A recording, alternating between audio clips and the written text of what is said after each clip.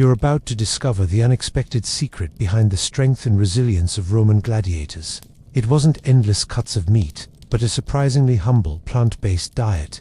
We'll reveal why barley, beans, and even ash tonics were the true fuel for these ancient warriors, optimizing their bone density and unique physique for survival in the Colosseum. Get ready to rethink history. Welcome back, traveler, to Boring History, a quiet corner of the world where we leave behind the noise of today and gently wander into the stillness of the past. Here, the fires of history burn low and steady, casting long shadows over forgotten stories.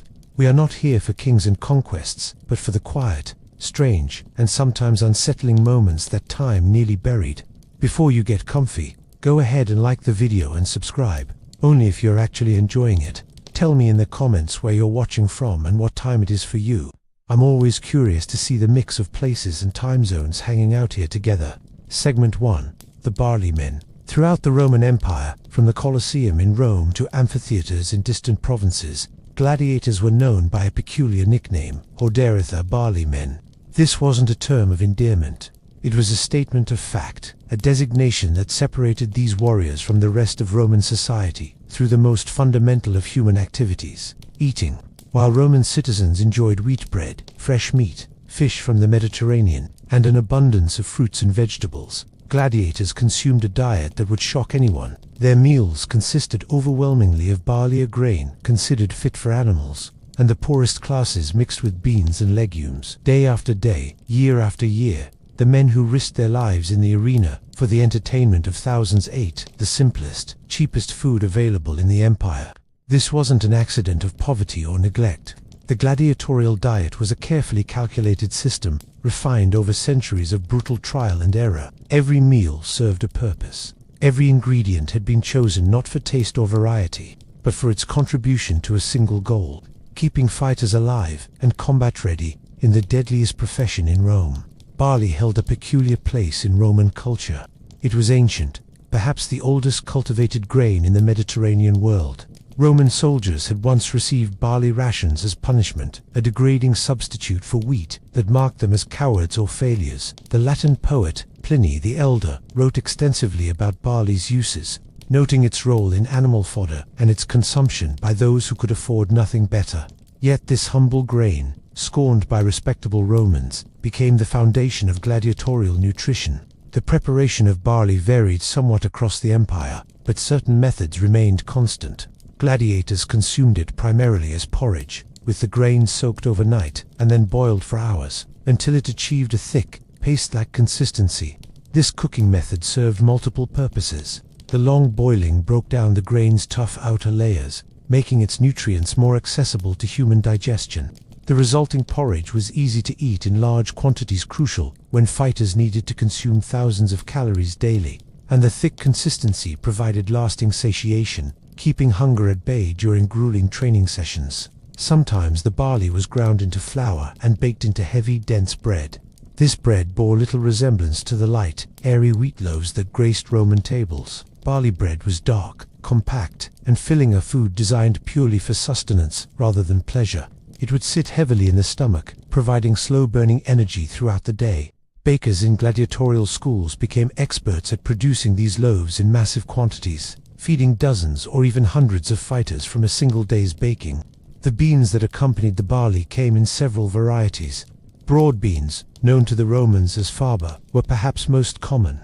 These large, meaty legumes had sustained Mediterranean populations for millennia. Chickpeas, lentils, and various types of peas also featured regularly in gladiatorial meals.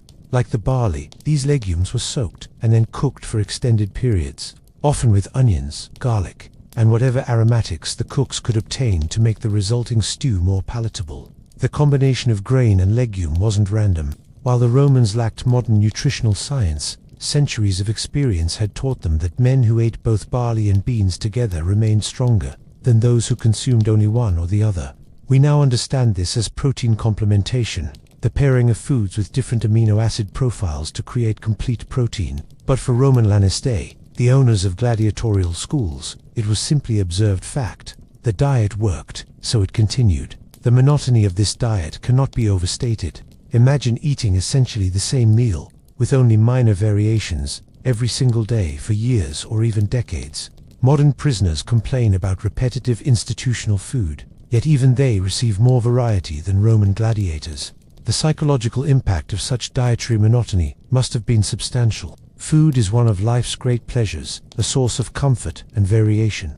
For gladiators, meals became merely fuel, a necessary but joyless routine. Yet this monotony served a purpose beyond simple cost savings. The consistent diet created metabolic stability. Human bodies adapt remarkably well to regular inputs. When diet varies constantly, the digestive system must continually adjust, producing different enzymes and maintaining capacity for processing diverse foods. But when diet remains constant, the body optimizes. Gut bacteria populations shift to favor microorganisms best suited to digesting the available foods. Enzyme production stabilizes at optimal levels for the specific nutrients being consumed. Over time, gladiators' bodies became extraordinarily efficient at extracting nutrition from barley and beans. This efficiency was crucial because, despite their simple ingredients, gladiatorial meals had to provide enormous caloric intake. Training regimens for arena fighters were brutally intense, far exceeding the physical demands placed on most Roman soldiers.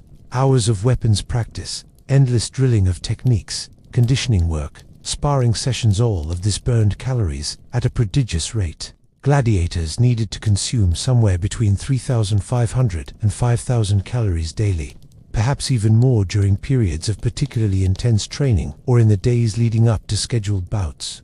Achieving such caloric intake from barley and beans required eating massive quantities. Ancient sources describe gladiators consuming 3 substantial meals daily, with each meal featuring multiple large bowls of porridge or stew. The volume would have been daunting.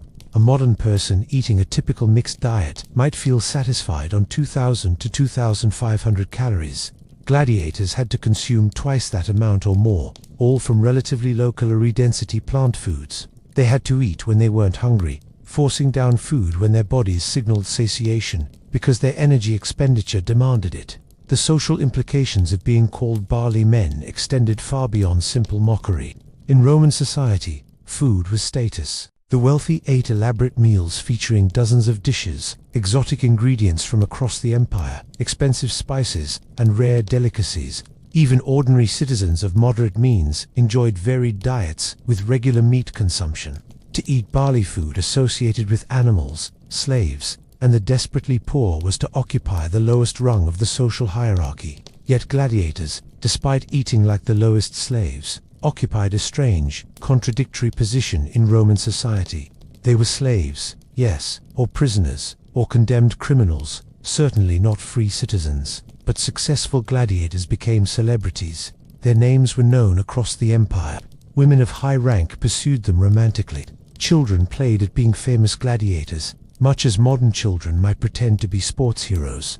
The disconnect between their diet and their fame must have been jarring. This contradiction reveals something important about Roman attitudes toward gladiators. Romans admired gladiatorial courage and skill while simultaneously despising gladiators as persons. They could cheer for a fighter in the arena while considering him subhuman outside it. The diet reinforced this contradiction. These were men who looked like heroes, who fought like heroes, but who ate like animals. Every meal reminded gladiators of their true place in society, regardless of whatever fame or skill they might achieve. The nickname Barley Men also carried connotations of masculinity and toughness. Barley was seen as a hard grain, difficult to digest, suitable only for those with strong constitutions. Real men, tough men, could handle barley. Softer men needed wheat. In this sense, calling gladiators Barley Men was simultaneously an insult and a grudging acknowledgement of their physical prowess. They were tough enough to eat tough food, but only because they had no choice. Training schools across the empire adopted remarkably similar diets, suggesting either direct copying or independent arrival at the same conclusions. Whether in Rome, Pompeii, Ephesus, or Londinium, gladiators ate barley and beans. This standardization had practical advantages. A lanista could move operations from one city to another without needing to redesign his feeding system. Gladiators sold or traded between schools didn't need to adjust to dramatically different diets. The system was robust, portable, and reliable. Some variation did exist based on local availability and preferences. Mediterranean schools might include more olive oil, while northern schools substituted local fats. Certain regions favored specific bean varieties. Seasonal vegetables varied by location and time of year, but the core remained constant. Barley and beans formed the foundation, with everything else serving as minor supplements or flavor additions. The grinding routine of this diet, the same foods, the same preparations, the endless repetition, was itself a form of training. Gladiators learned to endure discomfort, to accept unpleasant necessities, to find discipline in monotony. If a man could face the same boring meal 3 times daily for years without complaint, he had demonstrated a mental toughness that would serve him well in the arena. The diet was psychological conditioning as much as physical nutrition. Understanding the gladiatorial diet requires understanding that it existed within a system designed to produce a very specific outcome. Fighters who could survive the arena while costing as little as possible to maintain. The diet wasn't designed to optimize performance in any abstract sense. It was designed to meet the practical, economic, and social requirements of the gladiatorial institution, and by those metrics, it succeeded brilliantly for hundreds of years. Segment 2. The business of blood. A gladiator represented a substantial investment. The lanista, the owner and operator of a gladiatorial school, paid high prices for promising slaves or prisoners. A young, physically capable slave, suitable for gladiatorial training, might cost the equivalent of several years' wages for a skilled laborer. Prisoners condemned to the arena came cheaper, but required more careful evaluation. Not every condemned man had the physical or psychological traits needed to become a viable fighter. Then came months or years of training. This wasn't simple military drill that could be taught in weeks. Gladiatorial combat required specialized skills that took enormous time to develop. Each fighting style, the heavily armored Murmillo, the net-wielding Ricciarius, the agile Threx, demanded years of practice to master. New recruits trained first with wooden weapons, drilling basic movements until muscle memory formed. Only after demonstrating competence with training weapons would they graduate to metal. Professional trainers, former gladiators who had won their freedom or been retired due to injury, commanded substantial wages. These men possessed irreplaceable knowledge. They understood not just fighting technique, but psychology, how to push trainees hard enough to improve without breaking their spirits, how to identify which fighting style suited each man's physiology and temperament, how to prepare fighters mentally for the unique terror of facing death before screaming crowds. The facilities themselves required significant investment. A proper ludus needed practice rings, quarters for the gladiators, kitchens capable of feeding dozens or hundreds, armories for weapons and armor, medical facilities for treating injuries, and administrative spaces for managing the business. Larger schools might house over 100 gladiators plus support staff, cooks, armorers, trainers, guards, and administrators. When a trained gladiator died in the arena, all of this investment vanished instantly. The lanista lost not only the initial purchase price, but also the accumulated training, investment, and, crucially, all future revenue that fighter might have generated. A successful gladiator could fight for years, earning his owner substantial sums. His death represented not just the loss of past investment, but the loss of future profit streams. This created a fundamental tension in the gladiatorial business model. Organizers of games, wealthy individuals seeking political advancement, or emperors staging spectacles for the masses wanted deaths. The crowds wanted blood. The more deaths, the more spectacular the games, the greater the political benefit to the organizer. But Lannister wanted their fighters to survive. Every death was money lost. This tension shaped everything about how gladiatorial games operated. Historical records, inscriptions, and surviving contracts reveal a complex system designed to balance spectacle against economics. Organizers didn't simply purchase gladiators outright and throw them into death matches. Instead, they rented fighters from lanista, paying substantial fees for each gladiator's appearance. If a gladiator died during the rented performance, the organizer owed the lanista compensation, often several times the rental fee. These death penalties were substantial enough to make organizers think carefully about how lethal they wanted their games to be. Yes, deaths created excitement, but each death cost significant money. This economic reality meant that despite popular perception, gladiatorial combat wasn't an endless slaughter. Most matches didn't end in death. Fighters could signal surrender, and crowds often voted for mercy, especially for gladiators who had fought with skill and courage. Statistical analysis of gladiatorial epitaphs and historical records suggests that approximately 1 in 5 to 1 in 10 matches ended in death. Some scholars argue for even lower rates. Gladiators often fought numerous times over careers, spanning years or even decades. Tombstone inscriptions record fighters with 20, 30, even 50 victories. Such lengthy careers would have been impossible if most matches ended in fatality. The economics of death created incentives for fighters to develop defensive skills. A gladiator who consistently killed opponents quickly might earn a reputation for lethality, but he also cost his owner and the game organizers substantial sums. Conversely, a fighter who could put on an exciting match without killing his opponent displaying skill, courage, and entertainment value, while both fighters survived, became valuable. He could be hired repeatedly without generating death penalties. This doesn't mean combat wasn't real or dangerous. Gladiators fought with genuine weapons designed to kill. The risk was absolutely real. Men died regularly, but the system was designed to make death the exception rather than the rule, expensive enough that it happened only when spectacle demanded it, or when a fighter performed so poorly that the crowd demanded his execution. The diet fit perfectly into this economic framework. Feeding gladiators cheaply was essential to profitability. A lanista running a school with 50 fighters needed to provide roughly 150 meals daily. Over a year, that's more than 50,000 meals. The cost difference between barley and wheat, beans and meat, multiplied across that scale, became substantial. Barley cost perhaps a third to a quarter of what wheat cost, depending on local markets and harvest conditions. It was abundant, storable, and reliable. Beans were similarly cheap and available. Together, these staples could be purchased in bulk at favorable prices. A lanista could contract with grain merchants for steady supplies at negotiated rates, knowing exactly what his feeding costs would be months in advance. Compare this to a meat-based diet. Meat prices varied dramatically with season, local supply, and market conditions. Storing meat was difficult, and spoilage common. A diet centered on meat would have cost perhaps 5 to 10 times what the barley bean diet cost, with much greater uncertainty and waste. For a business operating on thin margins and, make no mistake, even successful lanistae faced real competition and economic pressures, such costs were prohibitive. The protective physiology that the diet created also served economic interests.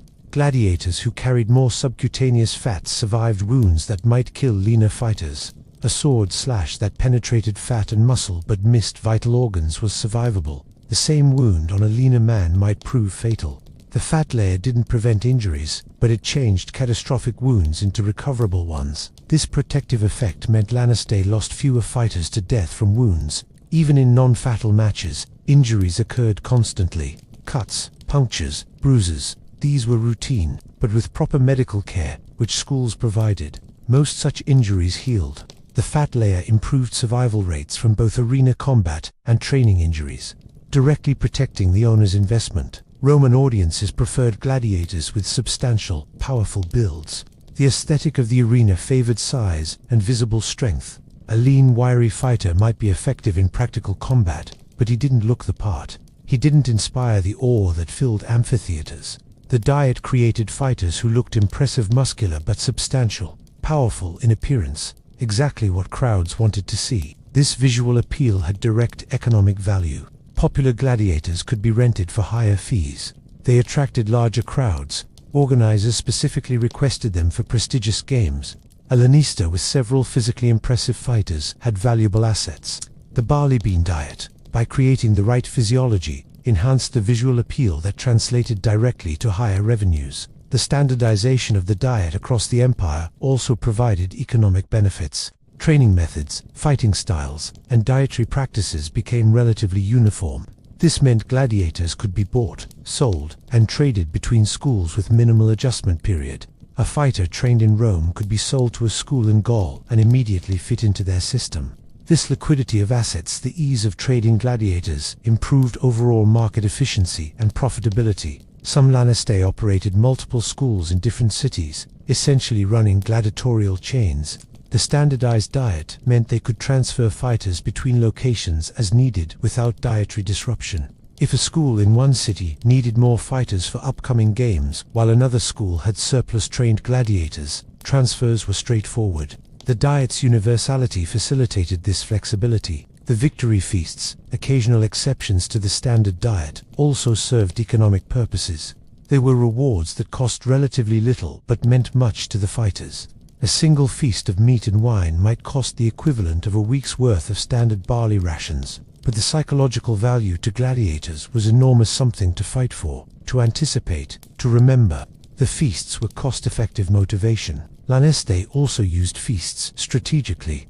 A fighter scheduled for an important match might receive better food in the days before, not enough to disrupt his conditioning, but enough to boost morale and perceived favor.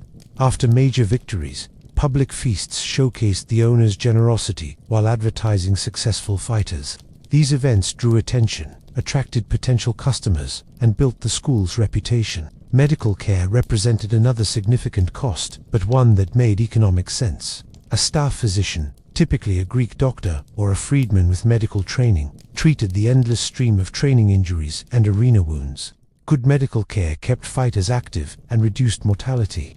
The investment in medical expertise paid dividends in fighter survival and reduced downtime. The dietary supplement, the ash drink rich in minerals, represented another calculated cost. The ingredients were cheap. Wood ash or burned bones cost almost nothing, but the benefits in faster healing and stronger bones protected the owner's investment. A fighter who healed quickly could return to training sooner, could fight again sooner, and was less likely to suffer permanent disability from injuries. Insurance mechanisms existed in the gladiatorial economy.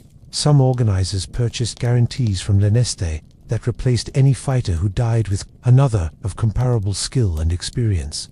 These contracts shifted some risk away from organizers, while providing Laneste with predictable revenue. The diet's role in improving survival rates made such insurance arrangements more profitable for Laneste. The entire gladiatorial system, training, combat rules, compensation structures, and diet evolved to balance competing economic interests. Organizers wanted spectacle. Crowds wanted excitement and occasional death.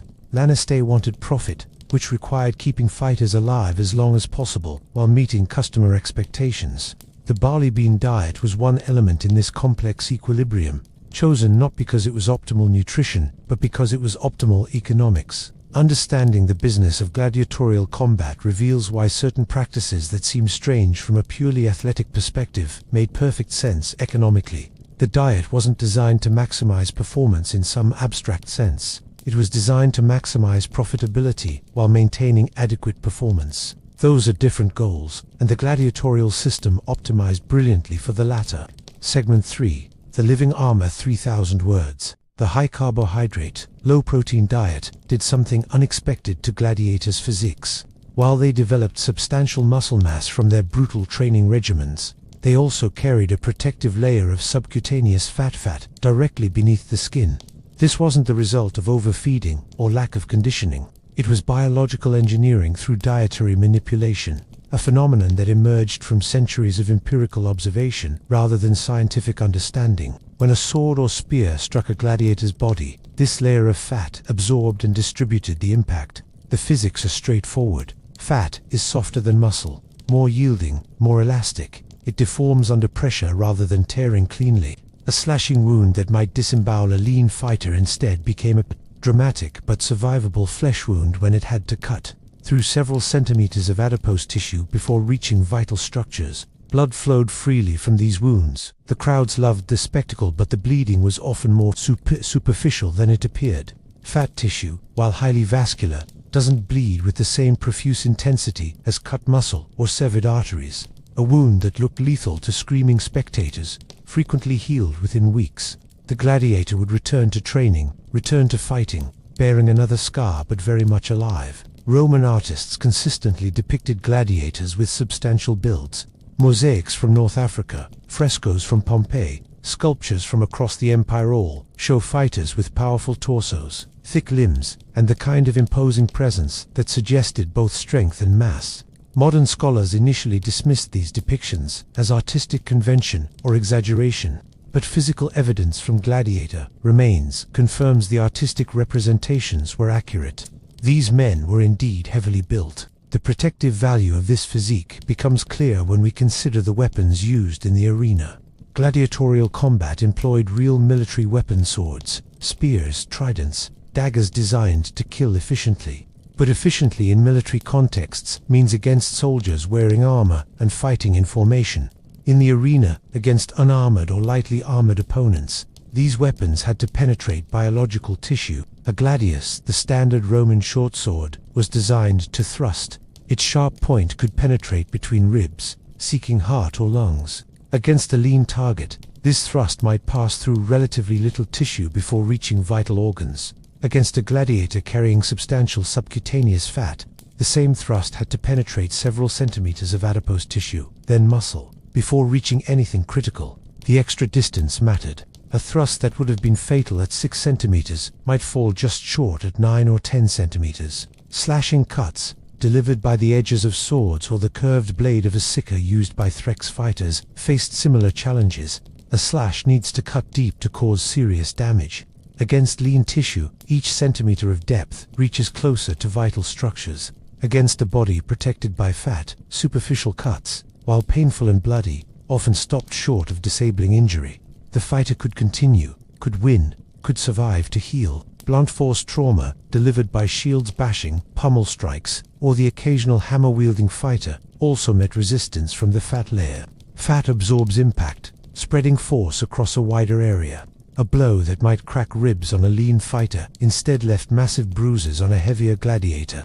Painful, certainly bruises covering substantial portions of the torso must have been agonizing, but not incapacitating in the moment of combat. The retiarius, fighting with net and trident, aimed his three-pronged spear at the opponent's torso or limbs. The trident's design multiple points spreading force meant it was less likely to achieve deep penetration than a single-point spear. Against a padded target, trident wounds frequently remained in the fat and muscle layers, missing the deep vital structures they sought. The wounds looked spectacular, with 3 bleeding punctures, but often weren't mortal. Historical accounts mention gladiators fighting with multiple wounds, continuing combat despite injuries that would seem disabling. This seems almost superhuman until we understand the protective physiology at work. A fighter with adequate fat stores could take cuts and punctures that bled freely, but didn't immediately compromise his ability to move and fight. Adrenaline and training allowed him to continue until the match concluded,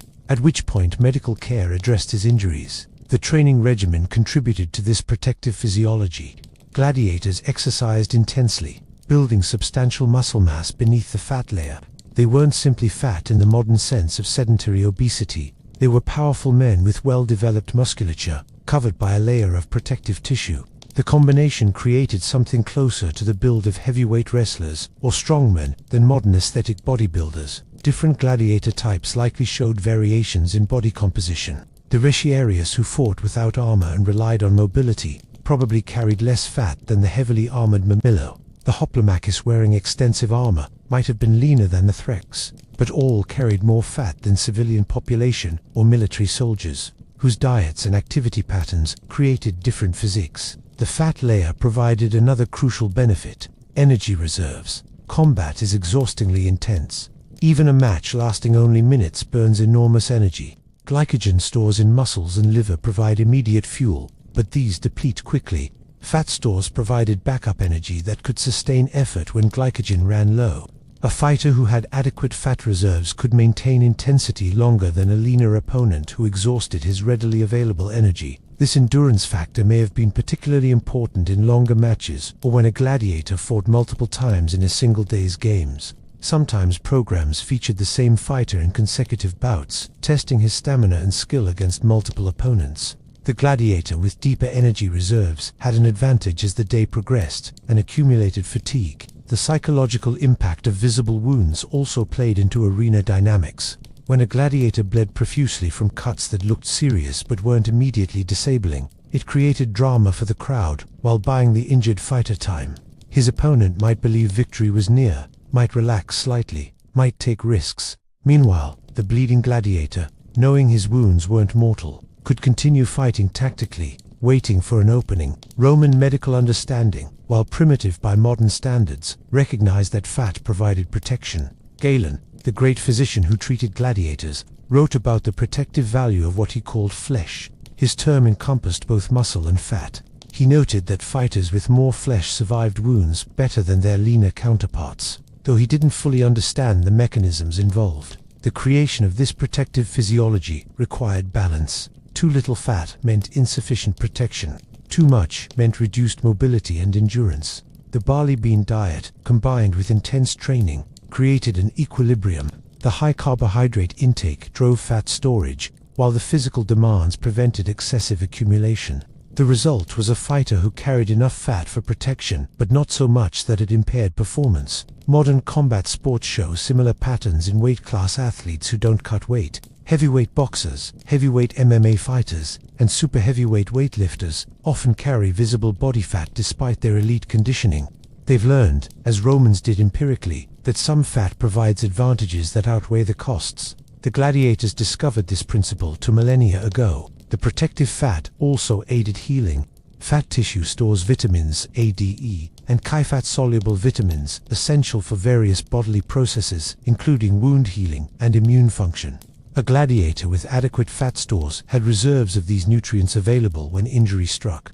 This may have contributed to the relatively good healing outcomes Galen observed. Additionally, fat provides mechanical cushioning during the healing process. A healing wound in subcutaneous fat has room to swell without compressing vital structures. The same wound in lean tissue, with no cushioning, might create pressure that impaired blood flow and delayed healing. The fat layer provided not just initial protection, but also a better environment for recovery. The visual impact of this physique served the entertainment purpose of the games. When gladiators entered the arena, they needed to look impressive, powerful, dangerous. A lean, wiry fighter might be effective in practical terms, but he didn't inspire awe. He didn't embody the mythological warrior that crowds imagined. The substantial build created by the barley bean diet looked right. It looked how a gladiator should look. This aesthetic consideration mattered more than modern observers might assume. The games were theater as much as sport. Everything was presentation, the elaborate entrance processions, the distinctive armor designs for different fighter types, the ceremonial aspects of combat. The fighters themselves were actors in this bloody drama, and they needed to look their parts. The diet that created their imposing physiques was part of the costuming, in a sense biological costuming that took months and years to develop. The fat layer also provided some insulation against the arena's environmental challenges. Fighting under the Mediterranean sun, even with arena awnings, meant heat exposure. Fat insulates, which seems disadvantageous, but it also helps stabilize body temperature. The same insulation that retained heat in cool conditions prevented rapid temperature fluctuations. For fighters waiting in holding areas, then suddenly thrust into intense combat, this temperature stability may have provided minor physiological advantages. The protective physiology wasn't just about surviving single combat encounters. Gladiators trained brutally, day after day, accumulating minor injuries constantly. Bruises from shield impacts, strains from repetitive movements, countless small traumas that would sideline less robust individuals. The body composition that resulted from their diet helped them withstand this accumulated damage. They could train harder, more frequently, with less downtime for recovery. Understanding the fat layer as deliberate protective adaptation rather than accidental consequence transforms how we view the gladiatorial diet. This wasn't simply cheap food that happened to keep fighters alive. It was a sophisticated, if empirically derived, system for creating biological armor. The Romans couldn't articulate the biochemistry, couldn't explain adipose tissues' physical properties in modern terms, but they understood the results. They understood that fighters fed barley and beans survived better than those fed other diets.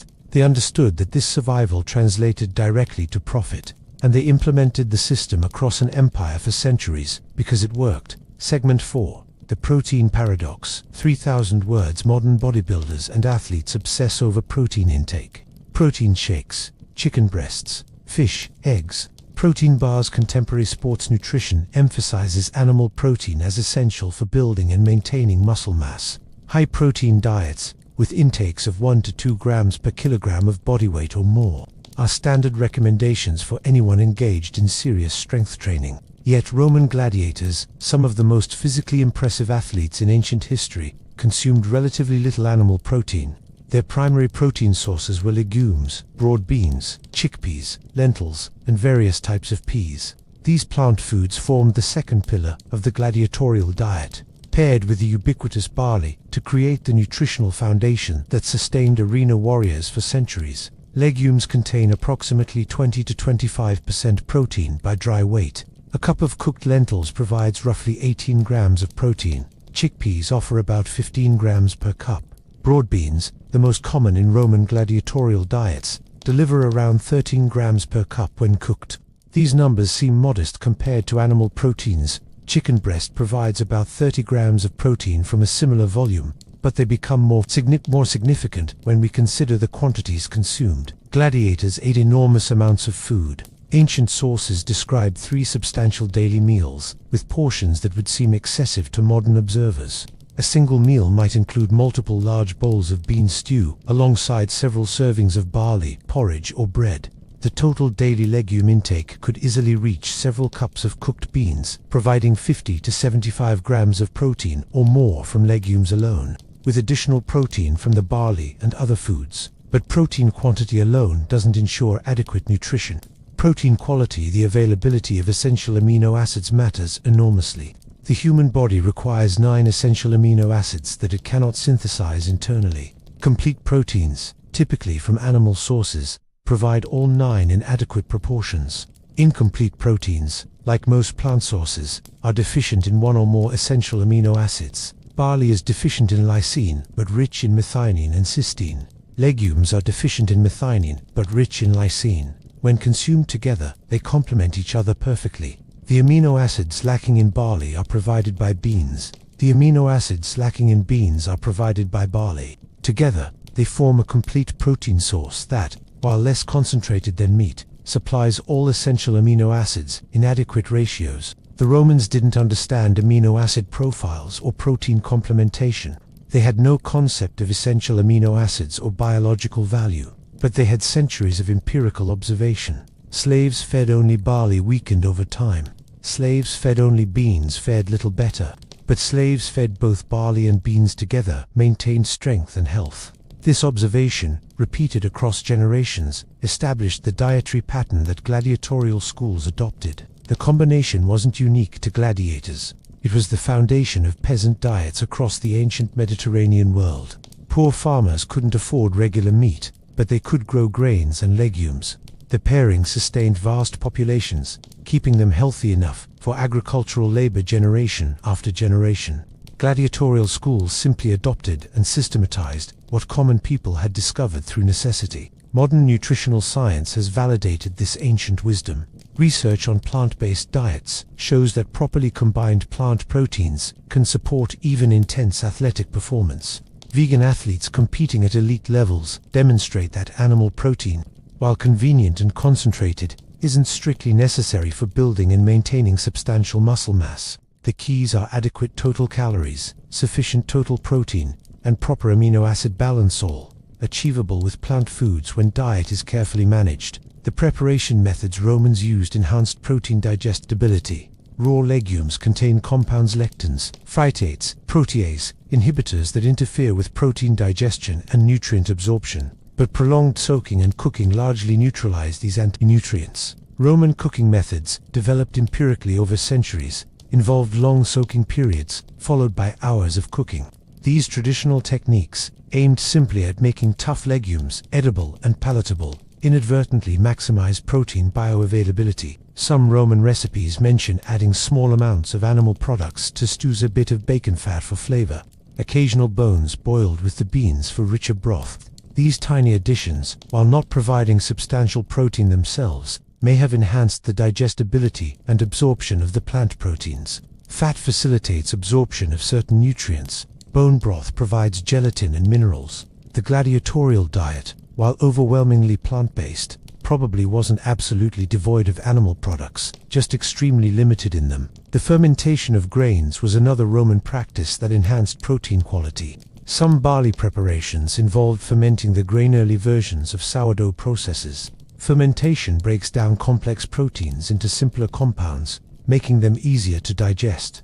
It also increases the bioavailability of certain amino acids and can actually increase total protein content as beneficial bacteria multiply. Fermented barley preparations would have provided higher quality protein than simple cooked grain. The timing of protein intake may also have played a role, though this ventures into speculation since ancient sources don't detail meal timing precisely. Modern sports nutrition emphasizes protein distribution across the day, with roughly 20 to 40 grams per meal being optimal for muscle protein synthesis.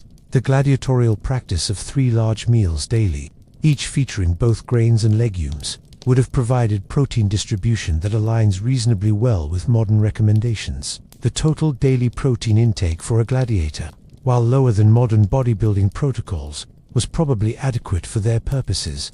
Estimates based on likely food quantities suggest 1.2 to 1.6 grams of protein per kilogram of body weight, lower than the 2 grams per kilogram often recommended today, but within the range considered sufficient for strength athletes. And because the protein came from complementary plant sources, its quality approached that of animal protein. Modern research on protein requirements suggests that conventional recommendations may be overstated. Studies show muscle growth and maintenance possible at lower protein intakes than popular fitness culture suggests, provided calories are adequate and training is appropriate. The gladiators, living this lower protein reality, demonstrated that substantial muscle mass and impressive strength were achievable without the massive protein intakes contemporary athletes pursue. The gladiatorial diet also avoided some problems associated with very high protein intake. Excessive protein consumption stresses kidneys and liver, organs responsible for processing nitrogen waste products from protein metabolism. It can promote dehydration and may increase calcium excretion.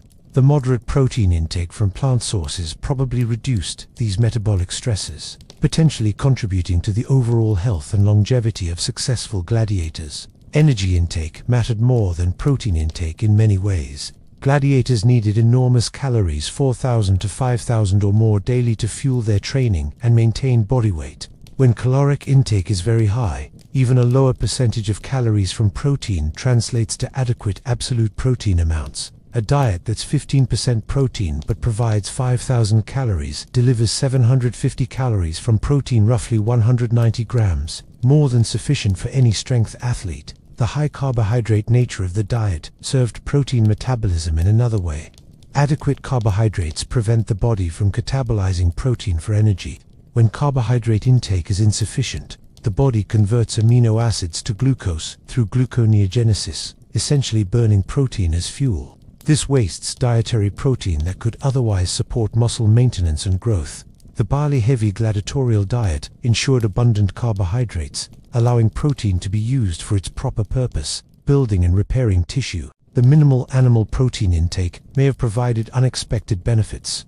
Plant-based diets typically result in more alkaline body chemistry compared to meat-heavy diets. Some research suggests alkaline conditions favor muscle protein synthesis and reduce exercise-induced muscle damage. Roman gladiators, consuming overwhelmingly plant-based diets, may have experienced these effects, though ancient observers wouldn't have recognized or described them in such terms. Digestive efficiency was crucial. The human digestive system can extract protein from plant sources very effectively, given time and proper preparation.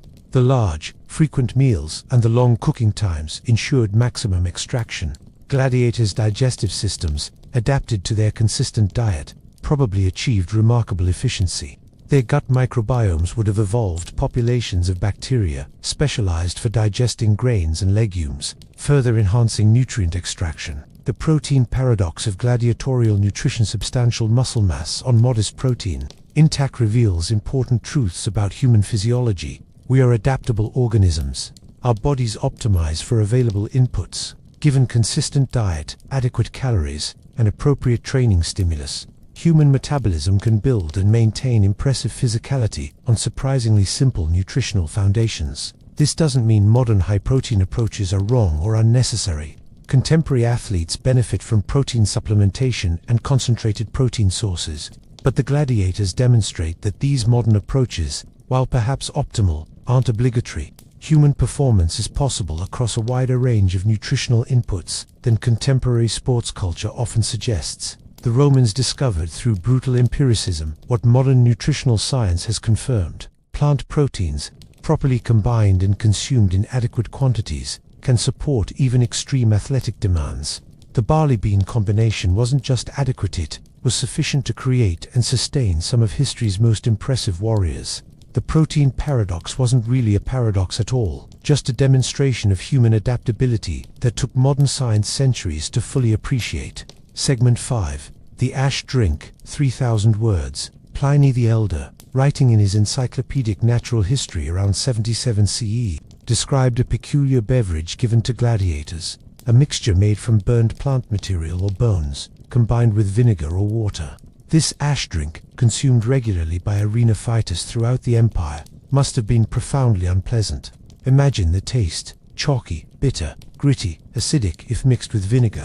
Yet gladiators consumed this concoction daily, sometimes multiple times per day, as reliably as they consumed their barley and beans. This practice seems bizarre to modern observers. Why would anyone drink what amounts to wood ash?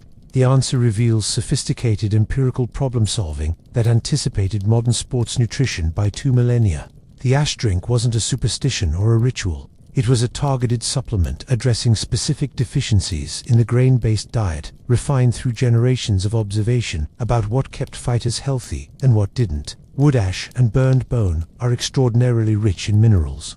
When plant material burns, the organic compounds carbon, hydrogen, oxygen oxidize and escape as gases, leaving behind concentrated mineral content.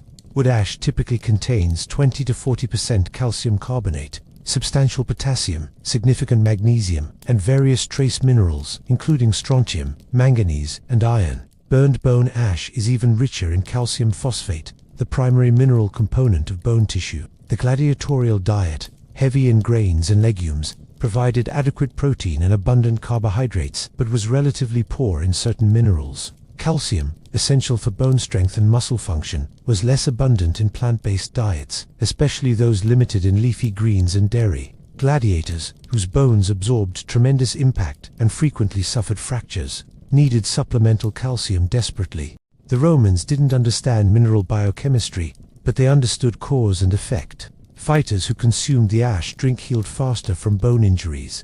Their bones stayed strong despite repeated trauma. They suffered fewer stress fractures during training. The practice worked, observably and reliably, so it continued and spread until every gladiatorial school in the empire adopted it. Calcium plays multiple crucial roles beyond bone structure. It's essential for muscle contraction. Every movement, every sword thrust, every defensive maneuver depends on calcium ions triggering muscle fibers. It's vital for blood clotting, critical when injuries are routine. It supports nerve signal transmission, cardiovascular function, and cellular communication throughout the body. Adequate calcium wasn't just about preventing broken bones. It was about maintaining every aspect of physiological function under extreme demands. Strontium, another mineral abundant in ash, chemically resembles calcium and partially substitutes for it in bone tissue.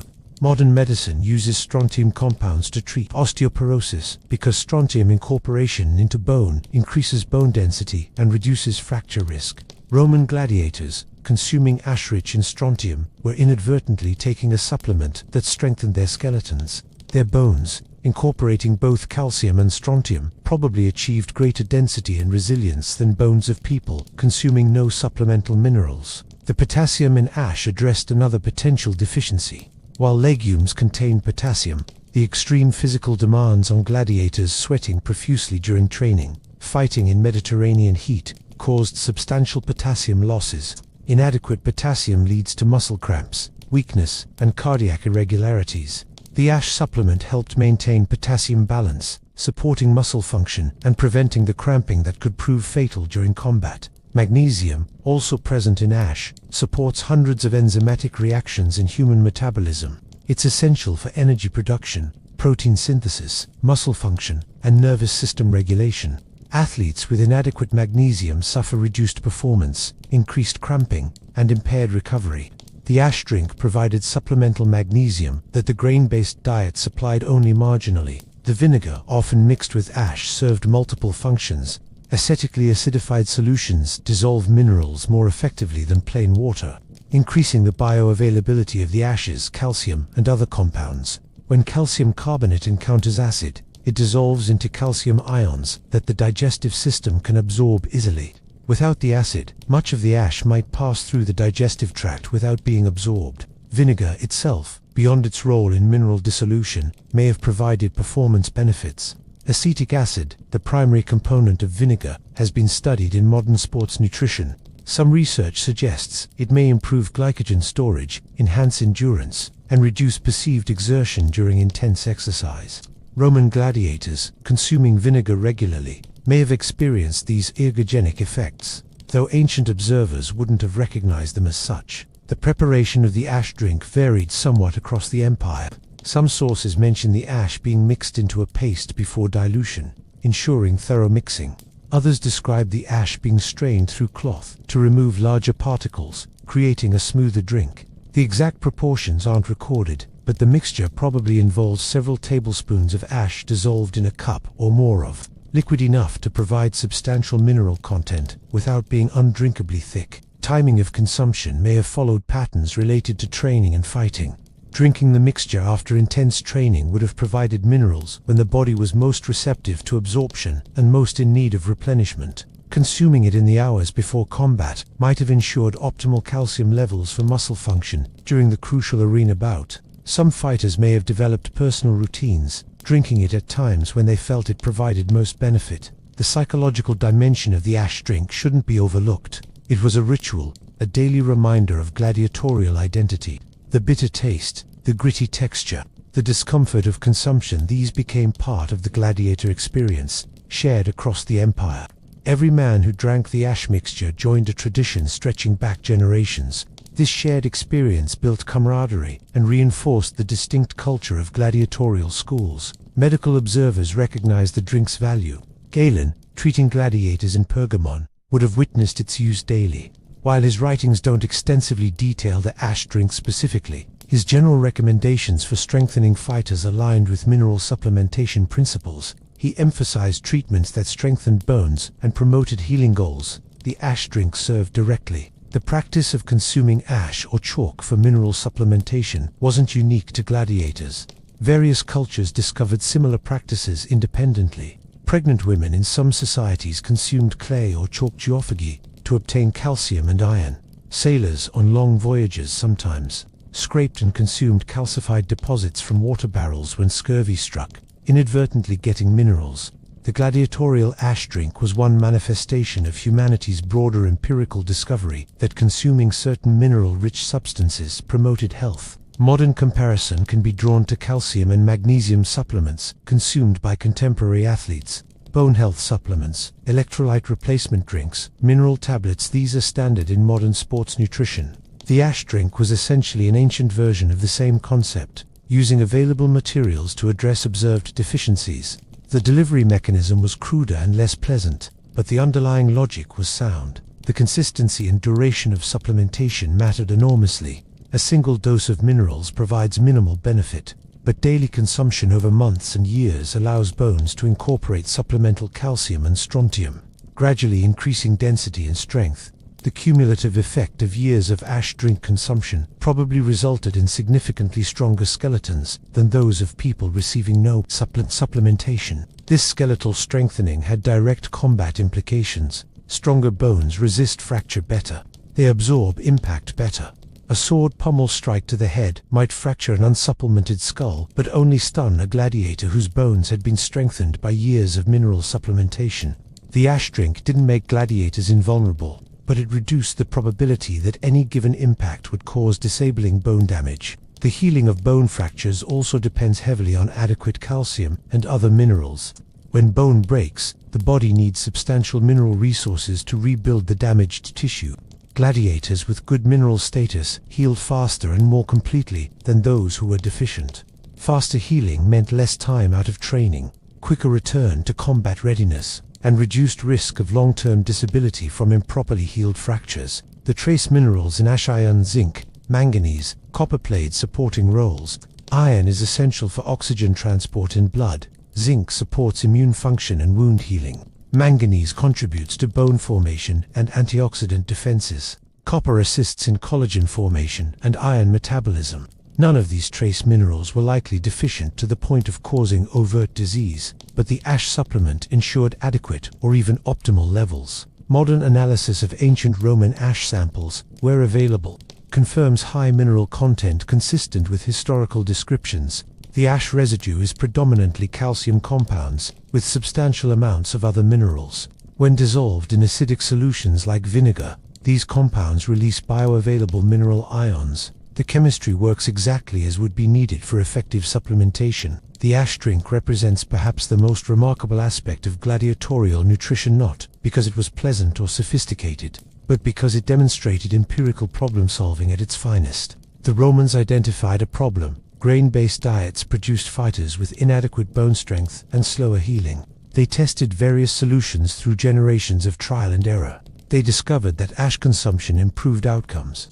They standardized the practice empire-wide because it worked. This wasn't superstition or tradition without purpose. It was data-driven optimization, using the only data-gathering method available: observation of outcomes over time. The gladiators who drank ash mixtures survived longer, fought better, healed faster. The schools that implemented the practice succeeded. Those that didn't failed or adopted the practice after observing their competitors' success.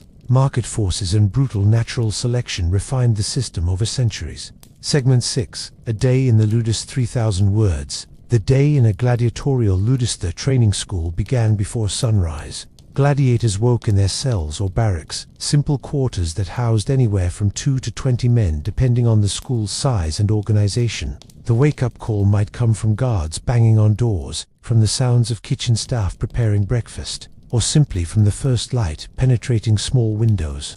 There was no sleeping in, no leisurely mornings. The day began when the lanista or his trainers decreed it began. Breakfast arrived quickly, often within an hour of waking.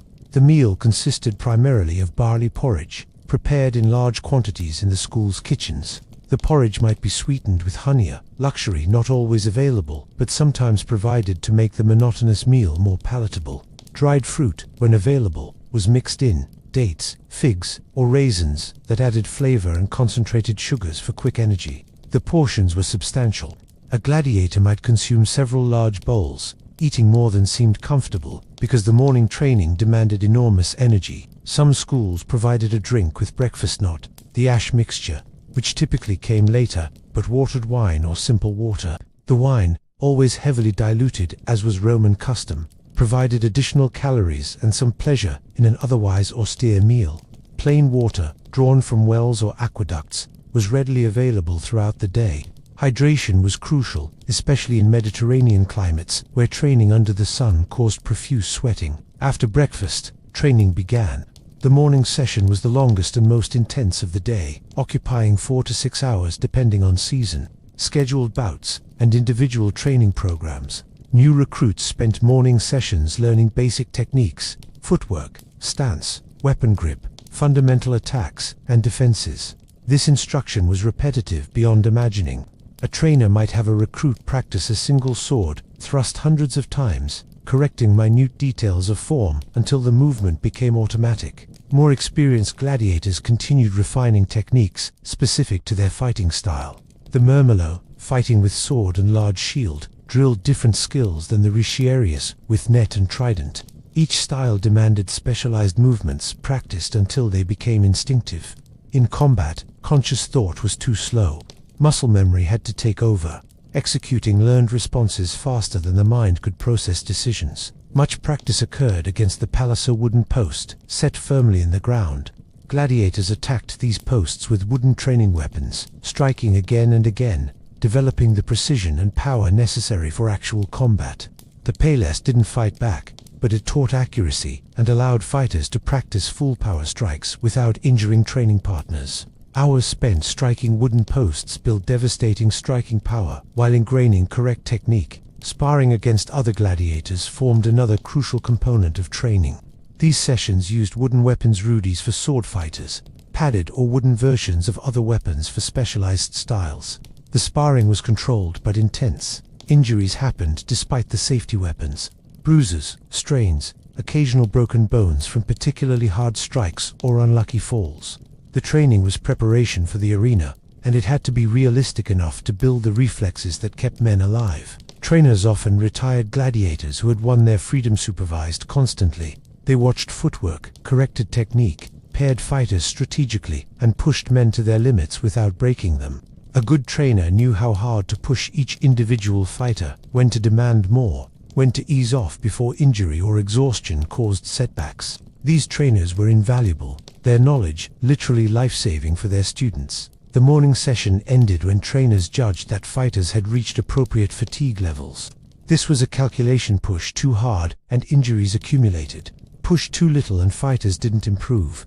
The exact duration varied daily based on many factors: temperature, upcoming fights, individual fighters' condition, the school schedule. But generally, by late morning or midday, the initial training session concluded. Gladiators then had a brief rest period before the midday meal.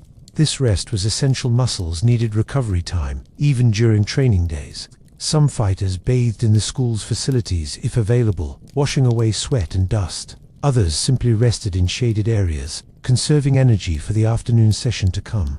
Conversation among fighters during these rest periods built bonds and shared knowledge. Veterans advised younger gladiators, techniques were discussed, and the unique culture of the ludus was transmitted through these informal interactions. The midday meal was the largest and most substantial of the day.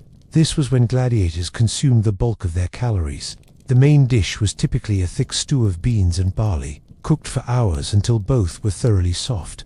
Onions, garlic, and whatever aromatics the cooks could obtain made the stew more flavorful. Salt, precious but essential, seasoned the dish. Sometimes vegetables were added: turnips, carrots, leeks, whatever was available and affordable. Bread accompanied the stew: heavy, dense barley bread that filled the stomach and provided sustained energy.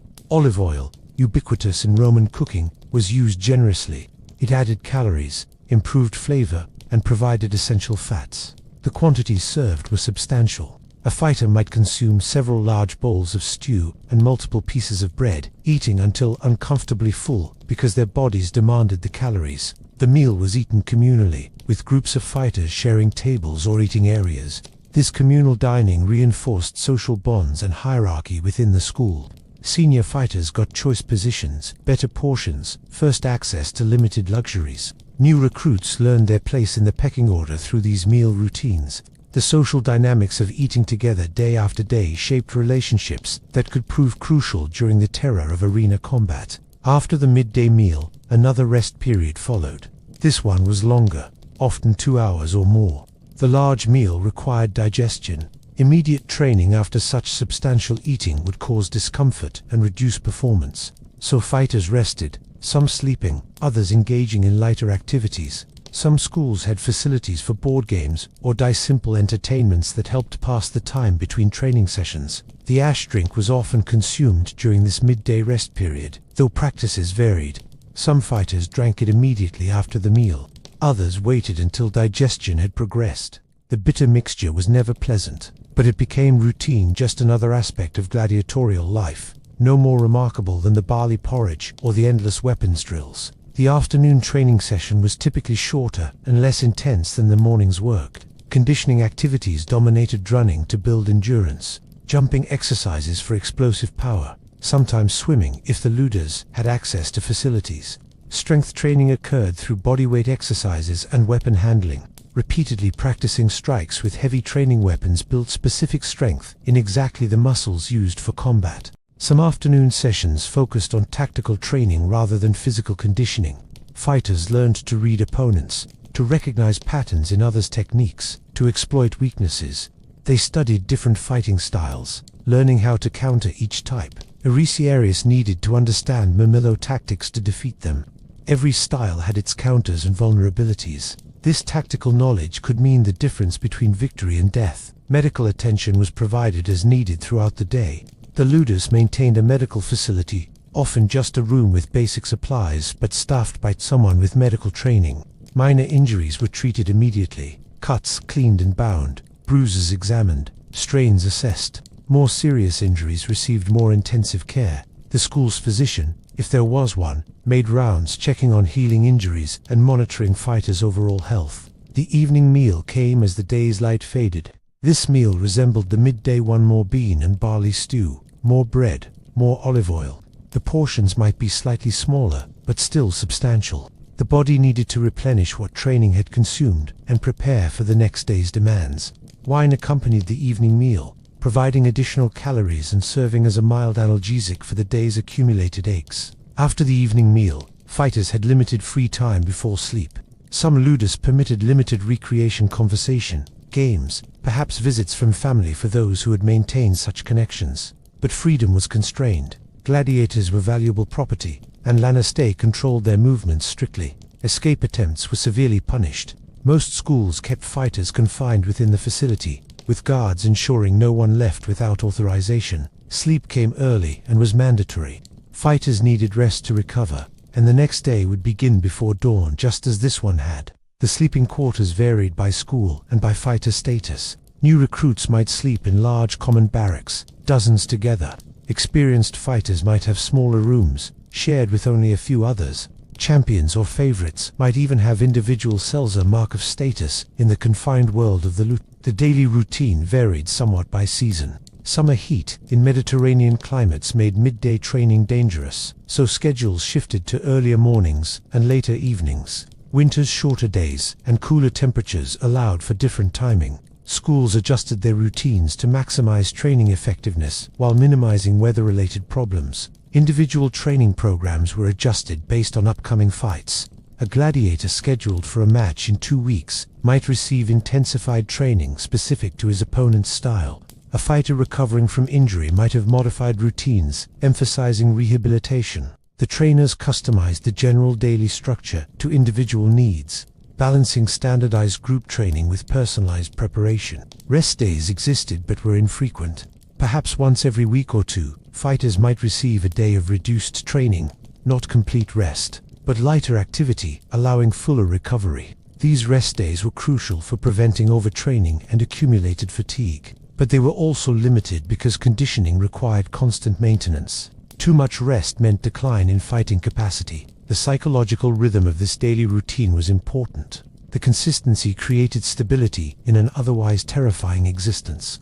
Fighters knew what each day would bring: the same meals, the same training structure, the same routine. This predictability provided a framework that made the larger uncertainties of gladiatorial life — when would they fight, against whom, would they survive — more bearable. The diet's role in this daily routine was foundational. The 3 substantial meals, the ash drink, the constant availability of water — these dietary elements supported everything else.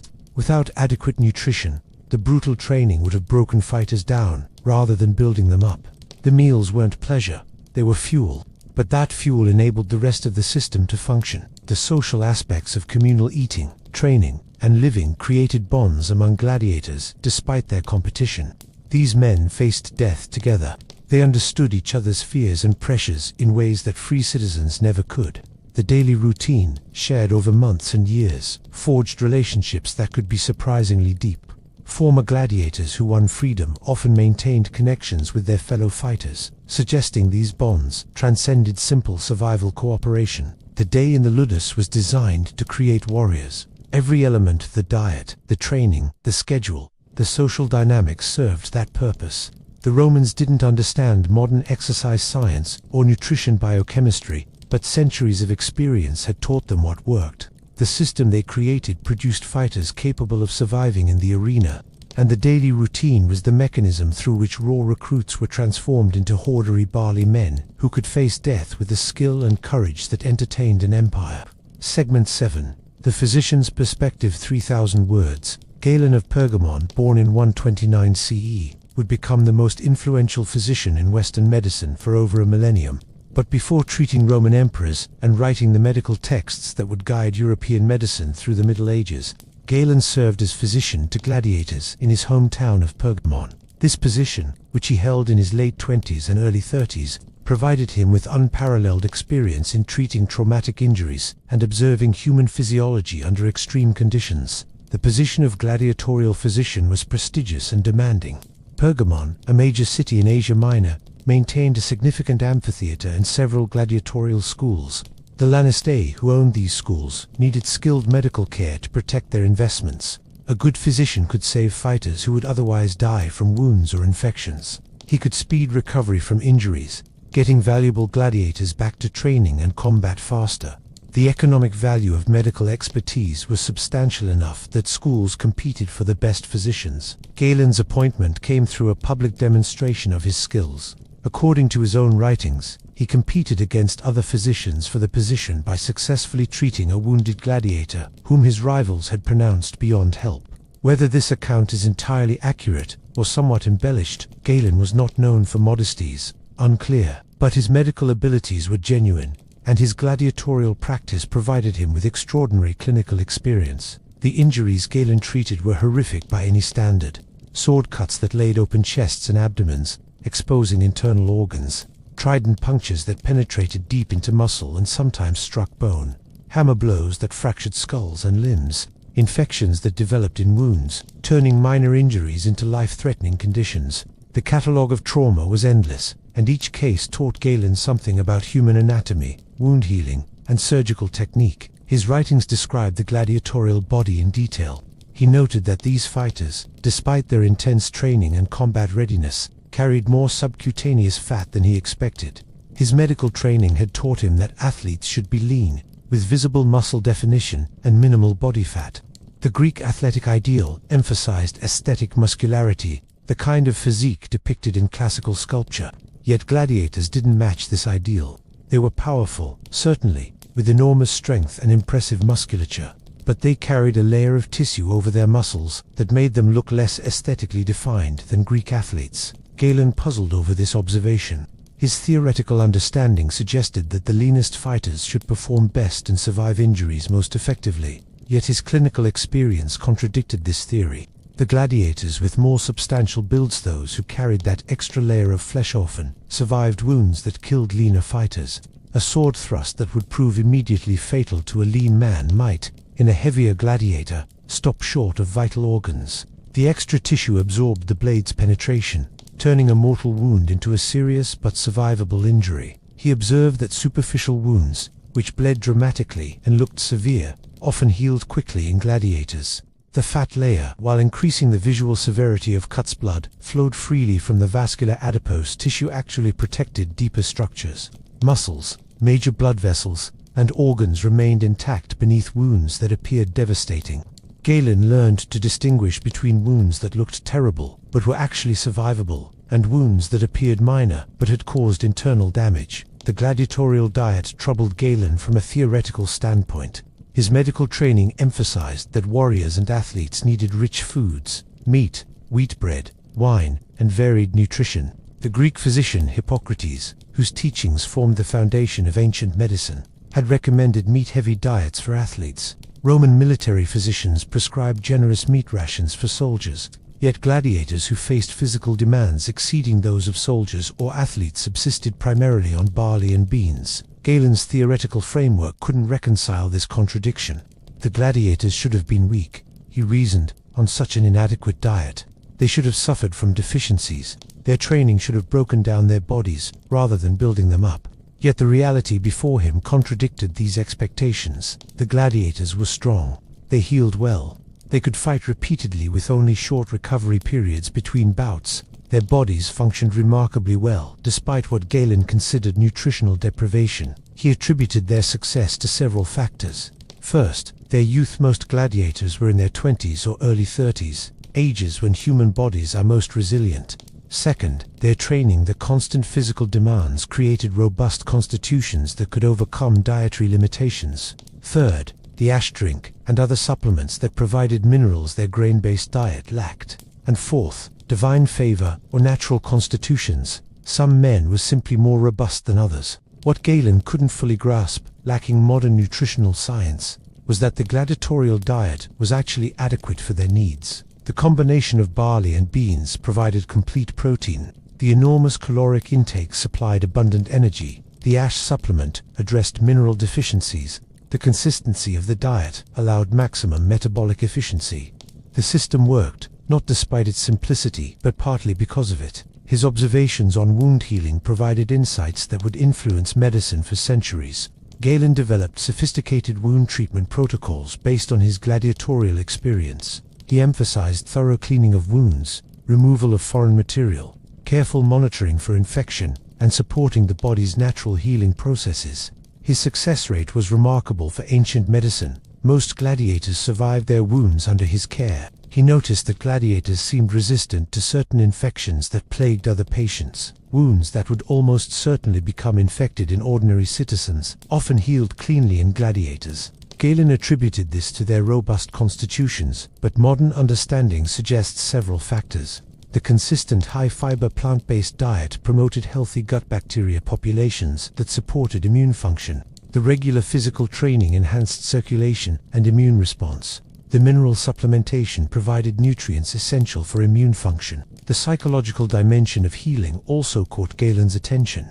Gladiators who believed they would survive often did survive, even from severe injuries. Those who lost hope often died from wounds that should have been survivable. Galen recognized the mind-body connection, noting that a fighter's mental state influenced his recovery. He tried to encourage optimism in his patients, understanding that their psychological condition affected their physical healing. His surgical techniques improved dramatically during his gladiatorial service. Working on severe trauma cases, often under time pressure, with limited resources, taught him to work efficiently and effectively. He became expert at controlling bleeding, closing wounds, repairing damaged tissue. He learned which injuries were survivable with proper treatment and which were inevitably fatal. This clinical experience, gained through treating countless wounded gladiators, made him the most skilled surgeon of his era. Galen's writings describe specific cases that illustrated his growing understanding. One gladiator suffered a deep sword cut that exposed his intestines but didn't puncture them. Galen carefully cleaned the wound, repositioned the organs, and closed the abdominal wall in layers. The fighter survived and eventually returned to the arena. Remarkable outcome for abdominal surgery without anesthesia, antibiotics, or modern surgical instruments. Such successes built Galen's reputation and refined his techniques. He also documented failures, cases where his interventions couldn't save the patient. These taught him the limits of medical intervention. Some head wounds, despite his best efforts, resulted in death within days as brain swelling proved fatal. Some infections, once established, couldn't be stopped with available treatments. Learning which battles he could win and which were futile was painful but necessary knowledge. The gladiatorial physician's role extended beyond treating arena wounds. Galen also managed training injuries, the constant stream of strains, bruises, minor cuts, and overuse injuries that accumulated during daily practice. He learned to distinguish between injuries that required rest and those that fighters could train through. He developed protocols for returning injured gladiators to full training safely, balancing the Lannister's desire to have fighters ready quickly against the medical necessity of adequate healing time. Nutrition advice was part of his responsibilities, though he struggled with the constraints imposed by the standard gladiatorial diet. He couldn't change what fighters ate. That was determined by economics and tradition, not medical considerations, but he could recommend modifications for specific cases. A fighter recovering from severe wounds might receive slightly more olive oil, additional honey, perhaps even small amounts of meat to support healing. These supplements were expensive, granted only when medical necessity justified the cost. Galen observed the ash drink's effects with professional interest. He saw that gladiators who consumed it regularly had stronger bones and healed fractures faster than those who didn't. He didn't understand the mineral biochemistry involved, but he recognized the empirical effectiveness.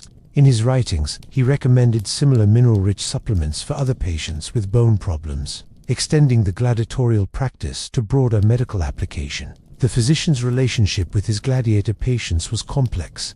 He worked to save their lives, to heal their injuries, to return them to health. Yet his success meant returning them to the arena where they faced death again. This ethical tension troubled Galen. He was healing men so they could be injured again, saving lives only to see those lives risked repeatedly. His writings reveal this discomfort, though he never refused to treat gladiators or left the position due to moral qualms. He formed relationships with individual fighters, learning their personalities, their fears, their hopes.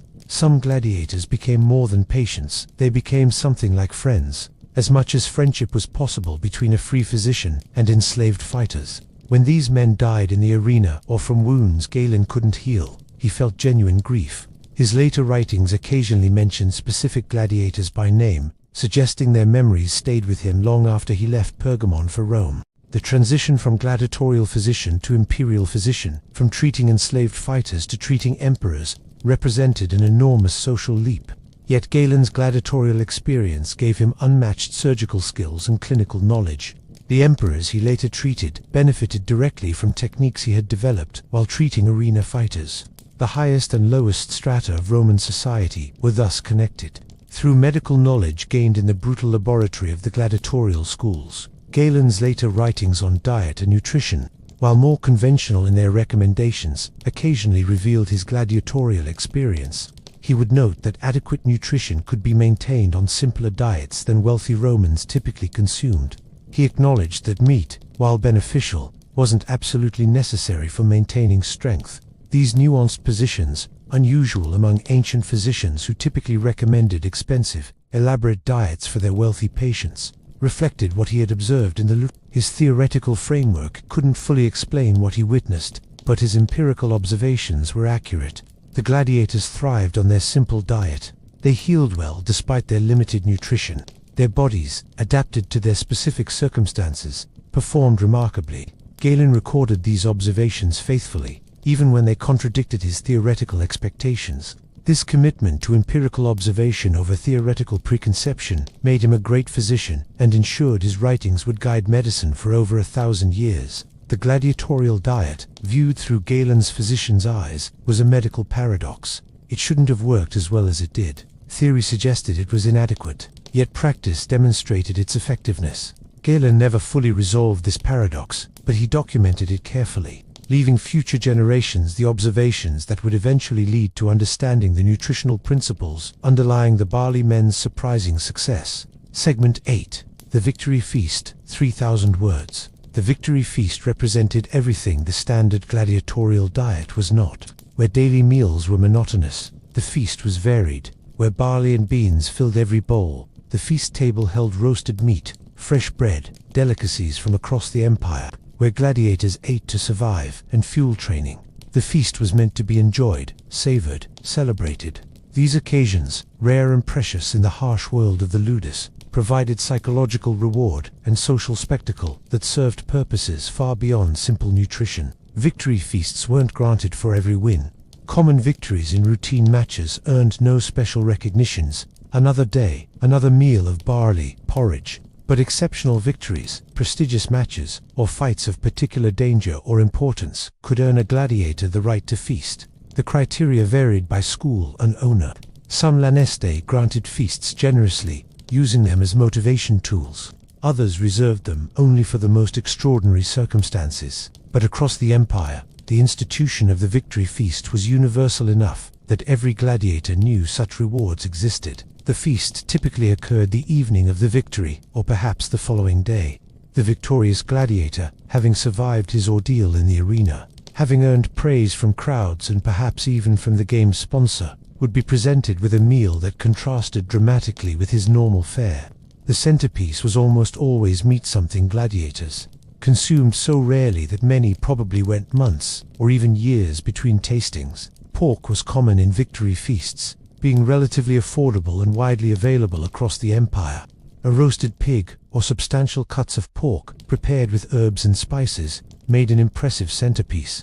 The meat was rich with fat, providing concentrated calories and flavors that the lean grain and bean diet never offered.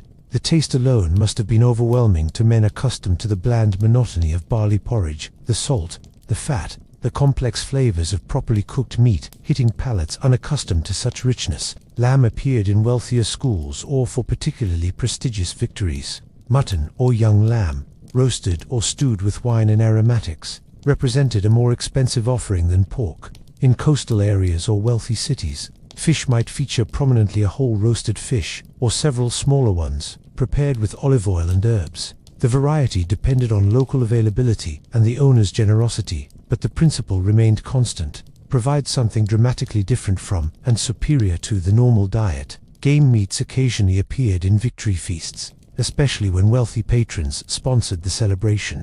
Venison, wild boar, even exotic meats from animals hunted specifically for the occasion. These rare offerings elevated the feast beyond simple reward into political statement.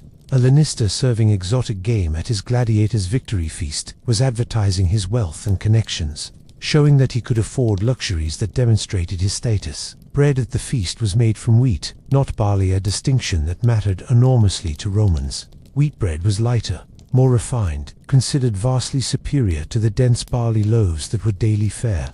The wheat bread might be shaped into special forms, brushed with olive oil, even sweetened with honey. It was bread fit for citizens, not slaves, and serving it to gladiators marked the feast as truly special. Wine flowed more freely at victory feasts, and crucially, it was less diluted than the daily ration. Normal Roman practice involved mixing wine with water at ratios of 3 or 4 parts water to 1 part wine. At feasts, this ratio shifted toward stronger drink, perhaps equal parts wine and water, sometimes even less dilution. The resulting beverage was more intoxicating, more flavorful, more befitting a celebration. Gladiators, accustomed to heavily watered wine, would feel the effects of stronger drink quickly. Cheese appeared at feasts, another rarity in gladiatorial diet. Fresh cheeses, aged varieties, cheese flavored with herbs. These dairy products provided rich flavors and textures completely absent from barley and beans. Olives, both fresh and preserved, offered their distinctive briny taste. Olive oil, used more generously than in daily cooking, enriched every dish. The accumulated effect was sensory overwhelming for men whose taste experiences were normally severely limited. Fruits and vegetables featured more prominently than in daily meals. Fresh grapes, apples, pears in season. Cooked vegetables prepared with more care and better ingredients than the simple roots that occasionally supplemented standard meals. Honey cakes or other sweet pastries might conclude the feast, sugar and fat combining in confections that must have seemed almost unimaginably luxurious to men who rarely tasted concentrated sweetness. The quantities served were substantial but not unlimited. The feast was generous, but it wasn't an invitation to gorge uncontrollably. The gladiator was encouraged to enjoy himself, to eat well, to savor the special foods.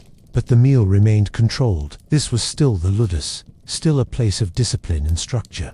The feast was a temporary departure from norms, not their complete abandonment. The setting of the feast varied. Sometimes the victorious gladiator ate in the common dining area, while other fighters received their standard meals, his special foods a visible reward that others could see and aspire to earn. Other times, particularly prestigious victories might be celebrated more privately, perhaps with the lanista himself present, treating the gladiator almost as a guest rather than property. Some feasts occurred semi-publicly, with paying spectators or wealthy patrons attending to see the celebrated fighter dine. These public feasts served multiple purposes beyond rewarding the individual gladiator. They were advertisements for the ludus, demonstrations of the owner's success and generosity. A crowd watching a gladiator feast on fine foods saw proof that the school trained winners, that its fighters achieved glory, that success in the arena brought tangible rewards. This marketing function was valuably attracted potential investors, impressed game organizers who might hire fighters from the school, and built the institution's reputation. The psychological impact on the victorious gladiator was profound. The feast represented not just food but recognition, respect, a temporary elevation in status. For hours, he ate like a free man, like a citizen, even like a wealthy person. The experience must have been bittersweet, wonderful in the moment, but also highlighting the deprivation of normal existence. The feast showed what was possible outside the ludus, made the daily barley and beans seem even more oppressive by comparison. For other gladiators observing the feast, the effect was motivational. The victory feast was achievable, not easy, certainly, but possible for anyone skilled and fortunate enough to win impressively. It gave them something concrete to fight for beyond mere survival. The feast represented hope, possibility, proof that exceptional performance could earn exceptional reward.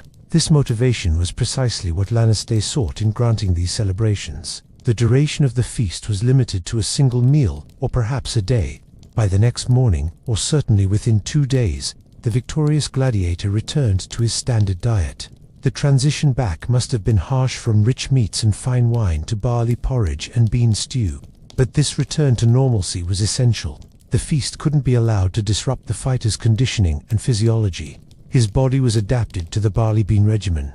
Extended periods of richer eating would alter his body composition, potentially reducing the protective fat layer that kept him alive in combat. The rapid return to standard diet also maintained social structure.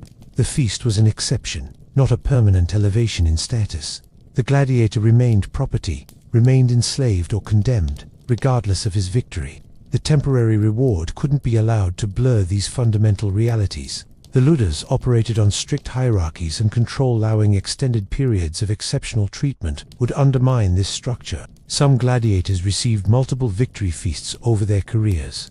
Champion fighters who won repeatedly, who became famous across the region or even the empire, might feast several times per year. For these men, the feasts became less overwhelming, more expected, still enjoyed, certainly, but not the shocking sensory experience it was for a fighter experiencing his first feast after months or years of monotonous diet. Historical accounts suggest that victory feasts sometimes included privileges beyond food. The victorious gladiator might receive better sleeping quarters temporarily, might be excused from training for a day or two, might even be allowed brief visits from family or friends if he had maintained such connections. These additional rewards complemented the feast, creating a comprehensive recognition of achievement that went beyond mere nutrition. The economic cost of victory feasts to Lannister was real but manageable.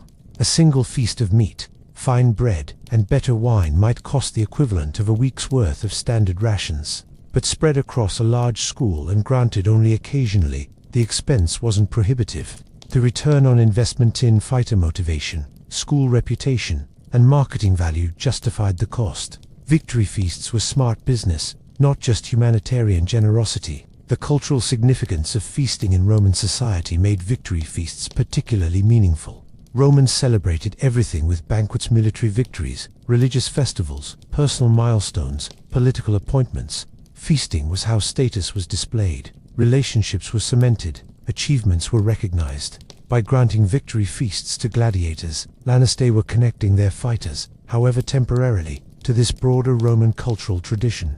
The enslaved or condemned warrior was being treated, momentarily, as worthy of the same recognition mechanisms that honored free citizens and nobility. The contrast between the feast and the return to normal diet reinforced a fundamental reality of gladiatorial existence. Comfort and pleasure were temporary, contingent, always revocable. The feast came and went. The barley and beans remained constant. This taught gladiators that rewards were fleeting, that they should enjoy exceptional moments while they lasted, but never forget that normalcy meant deprivation and discipline.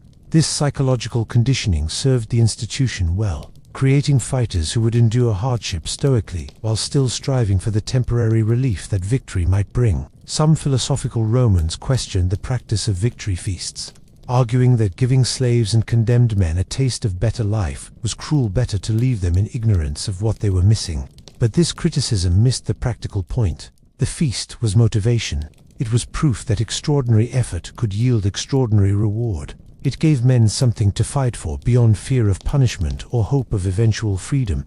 The feast was a tool, carefully deployed, that made the gladiatorial system function more effectively. Modern observers might see the victory feast as insulting a few hours of decent food as reward for risking one's life. Fanned, certainly from humanitarian perspectives, it was grotesquely inadequate compensation for the horrors of arena combat. But within the brutal logic of the gladiatorial system, the feast served its purpose brilliantly. It cost little, motivated much, and reinforced the social structures that kept the entire institution functioning. The victory feast, then, was never just about food. It was about psychology, control, motivation, and social engineering. It was a temporary window into a different kind of life, shown to men who would never truly escape their circumstances. It was reward and punishment, simultaneously reward for the moment, punishment in the return to deprivation. It was, in its way, as carefully calculated as every other aspect of the gladiatorial diet, one more element in the comprehensive system that kept fighters alive, motivated, and profitable for the brutal business of Roman entertainment. Segment 9. Food as social control, 3,000 words. The stark contrast between gladiator and citizen diets reinforced Rome's rigid social hierarchy with every meal served. This wasn't accidental or merely practical, it was deliberate social engineering. Food, in Roman society, as in most human cultures, was a primary marker of status. What you ate, how you ate it, who you ate with, these defined your place in the social order as clearly as your clothing, your housing, or your legal rights. The gladiatorial diet, seen through this lens, was a daily reassertion of power relationships that permeated every aspect of the fighter's existence. Free Romans of even modest means enjoyed remarkable dietary variety. A working-class Roman might eat wheat bread daily, the standard against which all other breads were measured.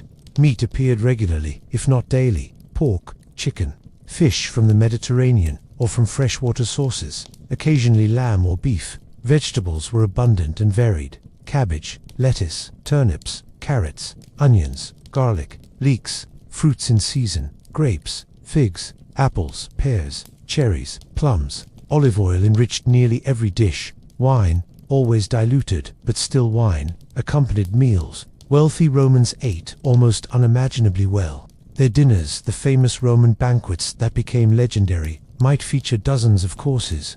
Exotic delicacies from across the empire: oysters from Britain, garum, fermented fish sauce from Spain, spices from the East, rare game meats, imported fruits, honey-sweetened pastries. These elaborate meals were as much about displaying wealth and status as about nutrition or pleasure. What you could afford to eat and who you could afford to feed demonstrated your position in society unmistakably. Against this backdrop, the gladiatorial diet stood in shocking contrast. Barley food, for horses, for the desperately poor, for those who had no choice. Beans, peasant food, slave food, the cheapest protein available. No meat, or virtually none. No fine bread. Limited variety. Endless repetition. Meals that filled the stomach, but provided no pleasure, no status, no connection to the cultural life of Rome that revolved so centrally around food and feasting. This dietary divide was deliberately maintained. Lanistae certainly could have afforded to feed their fighters better. The cost differential between barley and wheat, while significant when multiplied across many fighters and long time periods, wasn't absolutely prohibitive.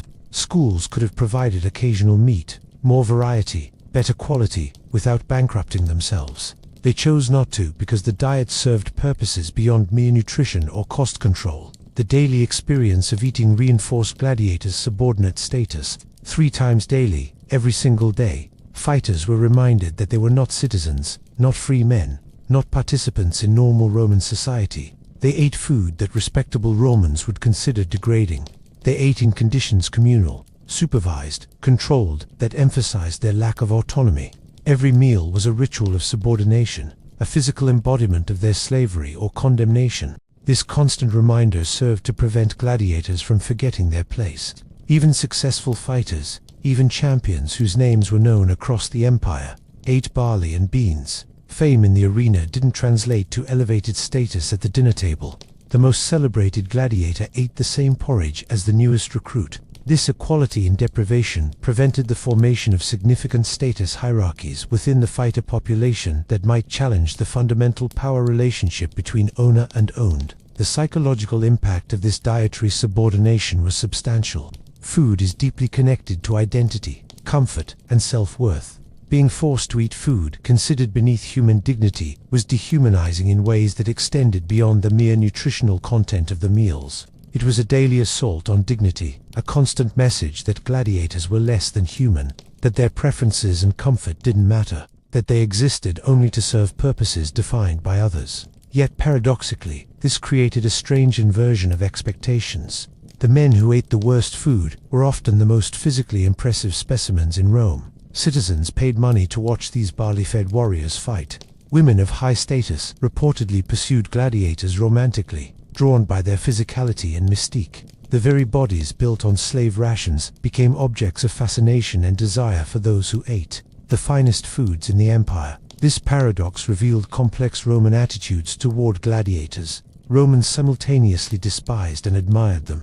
They were contemptible slaves, criminals, men who killed for entertainment. Yet they were also extraordinarily courageous, skilled, physically impressive. The diet embodied this contradiction. It marked gladiators as degraded, while simultaneously creating the powerful physiques that made them remarkable. The Barley Men were both lowest and, in their moments of arena triumph, somehow transcendent. The social control function of the diet extended into motivational structures. The lanista, who controlled the food, controlled the gladiators. While the standard diet couldn't be withheld without harming the fighter's value, small variations could be granted or denied as rewards or punishments. Extra honey in the porridge, a slightly larger portion, permission to have wine slightly less diluted. These minor privileges became valuable because everything else was so constrained. The victory feast represented the extreme end of this spectrum, but even small variations in the monotonous diet could serve as behavioral incentives. Food control was also physical control. Gladiators who were adequately fed but never satiated, who received enough calories but no pleasure from eating, who were kept perpetually aware of what they lacked, these men were easier to control than those who might feel satisfied or comfortable. The diet maintained a level of deprivation that kept fighters psychologically pliable, without physically weakening them. It was calibrated oppression, refined over centuries to maximize compliance while maintaining fighting capacity. The communal dining arrangements reinforced hierarchies within the gladiator population while maintaining overall subordination to owners and trainers. Senior fighters might eat first or get slightly better portions. Champions might receive marginally more generous servings. These small differentials created internal status systems that occupied gladiators' attention and ambition, channeling their energies into competition within the system rather than rebellion against it.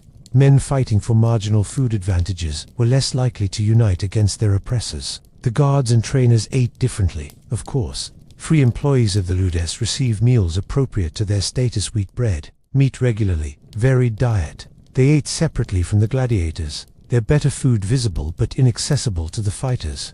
This constant visual reminder of the privilege of freedom and the deprivation of servitude reinforced the fundamental divide. The gladiators could see what free men ate. They knew what they were denied.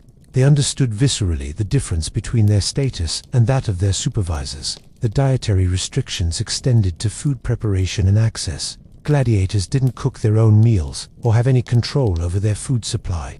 Everything was prepared by the Ludes staff, served at designated times, consumed under supervision. There was no opportunity to supplement the diet with purchased or obtained outside food.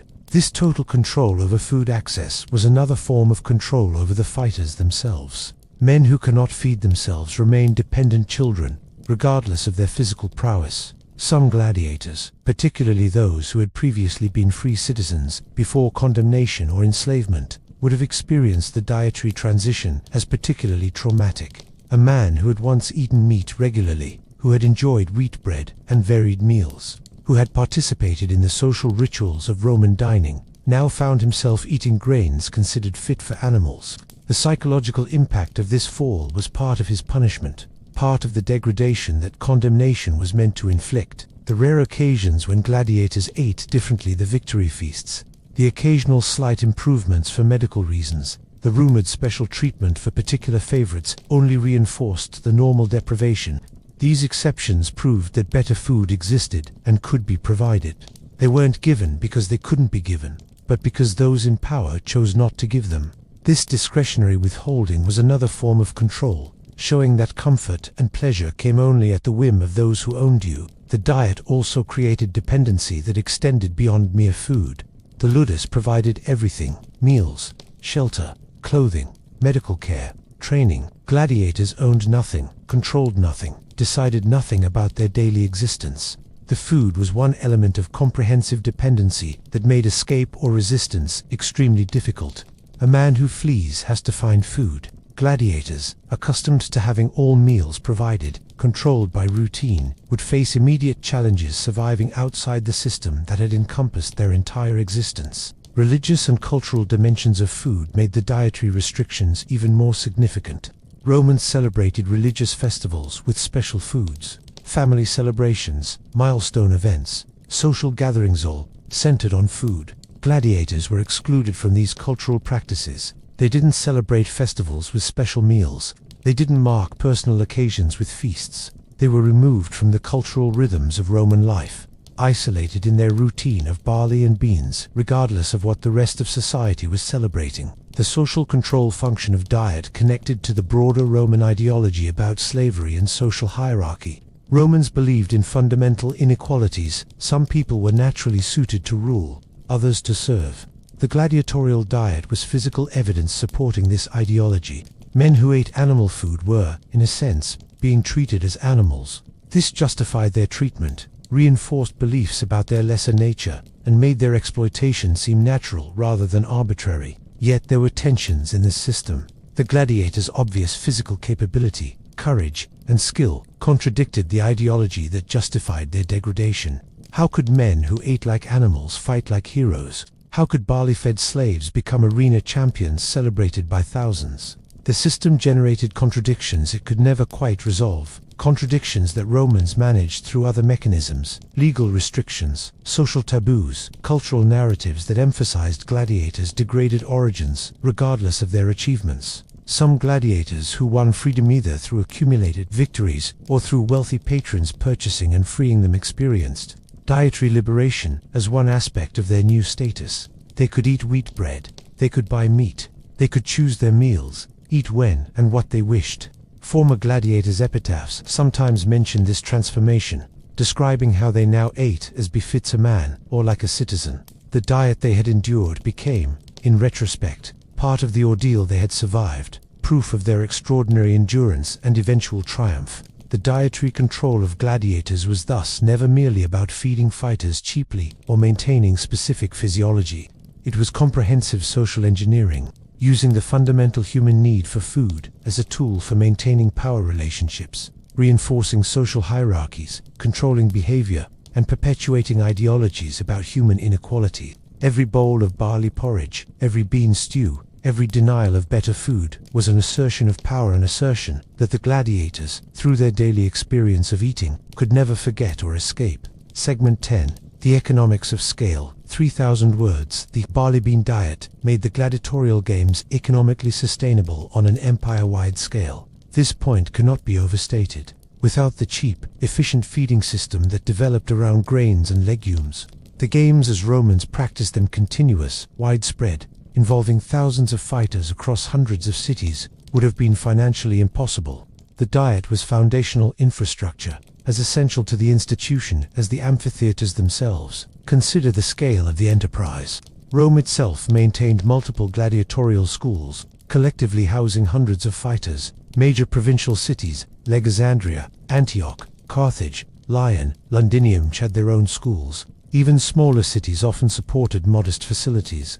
Across the empire, thousands of gladiators trained simultaneously, all requiring daily feeding, all needing adequate nutrition to maintain fighting capability. The arithmetic becomes staggering quickly. A school with 50 gladiators, quite modest by standards of major cities, required 150 meals daily. Over a year, that's nearly 55,000 meals. Multiplied this across dozens or hundreds of schools empire-wide, and the total exceeds millions of meals annually.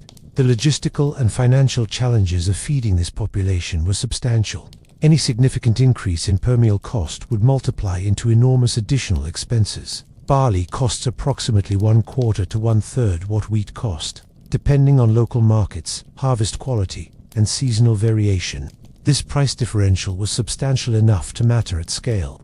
If a ludus spent 100 denarii monthly on barley, the same quantity of wheat would cost 300 to 400 denarii. For a large school or a lanista operating multiple facilities, this difference could amount to thousands of denarii, annually enough to purchase several additional gladiators or fund facility improvements. Beans and other legumes were similarly economical. They were stable crops, grown widely across the empire, storable for extended periods without spoilage. Their abundance kept prices low and supply reliable. A ludus manager could contract with grain merchants at the beginning of growing season, securing fixed prices for bulk deliveries of barley and beans throughout the year. This price stability allowed predictable budgeting and protected against market fluctuations. Compare this to meat-based feeding. Meat prices varied dramatically with season, local supply, and market conditions. Fresh meat required either daily purchasing or immediate consumption, as preservation was difficult and unreliable. Salted or preserved meat was expensive and often of poor quality.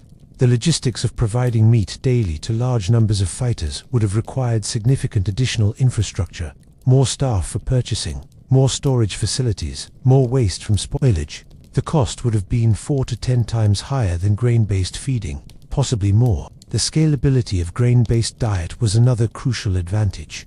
Barley and bean cookery could be done in large batches with relative ease. A single large cauldron could produce porridge or stew sufficient for dozens of fighters. The cooking equipment was simple large pots, heat sources, basic utensils. No specialized culinary skills were required. Kitchen staff could be relatively unskilled laborers, keeping wage costs down.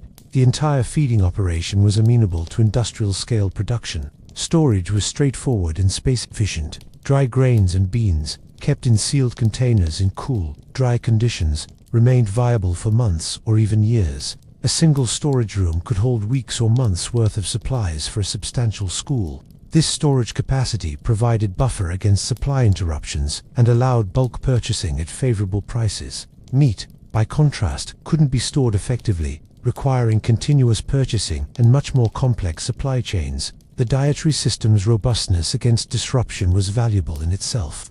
Wars, poor harvests, supply chain problems, these could disrupt any commodity flow. But barley and beans were so widely grown, so fundamental to Mediterranean agriculture, that complete supply failure was nearly impossible. If one region suffered crop failure, supplies could be sourced from others. The system had built-in redundancy that kept gladiatorial schools fed even when other food supplies became scarce. This reliability mattered to the broader economic model of gladiatorial games. Organizers of games, wealthy individuals seeking political advantage, or emperors staging spectacles for the masses, needed to know that fighters would be available when scheduled. If feeding problems forced schools to close or significantly reduce their gladiator populations, the entire entertainment industry would suffer. The stable, cheap, reliable diet ensured consistent supply of fighters for the games that Roman political life increasingly depended on. The standardization of diet across the empire created economic efficiencies beyond simple cost savings. Gladiators could be bought, sold, and traded between schools with minimal adjustment period. A fighter trained in Gaul could be sold to a school in Syria and immediately integrated into their system. Same training methods, same diet, same routines. This liquidity of assets improved market efficiency and allowed Lannister to manage their inventories. Some Lannister operated multiple schools in different cities, essentially running gladiatorial chains. These operators achieved additional economies of scale through centralized purchasing, standardized operations, and flexible allocation of fighters among their various facilities. The dietary standardization made this multi-site operation practical. Imagine the complications if each school had different feeding systems, requiring different ingredients, preparation methods, and culinary staff expertise. The uniform barley bean diet eliminated these complications. The diet's role in creating protective physiology also had economic implications. Gladiators who survived longer provided more return on investment. The Lannister who purchased and trained a fighter wanted that fighter to generate revenue for years. The diet that created fat layer protection directly improved survival rates, extending fighters' productive careers. This may seem cynical, and certainly was, from humanitarian perspectives, but the economic logic was sound. The diet paid for itself partly through the lives it extended. Medical costs, while significant, were reduced by the diet's effectiveness in maintaining general health. Fighters on adequate, consistent nutrition were less prone to nutritional deficiency diseases. Their bones, supplemented with the ash drink, were stronger and healed better. Their immune function, supported by the plant-based diet, resisted certain infections. While gladiators certainly required extensive medical care due to training and combat injuries, they avoided some categories of illness that would have plagued fighters on less adequate diets. The victory feast system, viewed economically, was remarkably cost-effective motivation. A single feast might cost the equivalent of a week's standard rations. Modest expense that provided substantial psychological reward and motivation. The feasts were rare enough that their total cost was small relative to overall feeding expenses, yet impactful enough to serve as powerful behavioral incentives. The return on investment for this motivational spending was excellent. The integration of gladiatorial feeding into broader Roman agricultural economics created additional efficiencies. Barley was often grown as animal feed or as a lower-value crop. By creating large-scale human demand for barley through gladiatorial schools, the market for this grain expanded, supporting more agricultural production. This benefited farmers who could grow barley reliably, even if wheat harvests failed or prices dropped. The gladiatorial system essentially subsidized agricultural diversity. The transportation and distribution infrastructure that supplied gladiatorial schools with grain also served other purposes. The same merchant networks, storage facilities, and transportation systems that moved barley to Ludus kitchens moved grain for other purposes too. The economies of scale in grain logistics benefited from the substantial, predictable demand that gladiatorial schools represented. This shared infrastructure reduced costs for everyone involved in grain commerce. Tax revenues from gladiatorial operations depended partly on the profitability of ludus operations.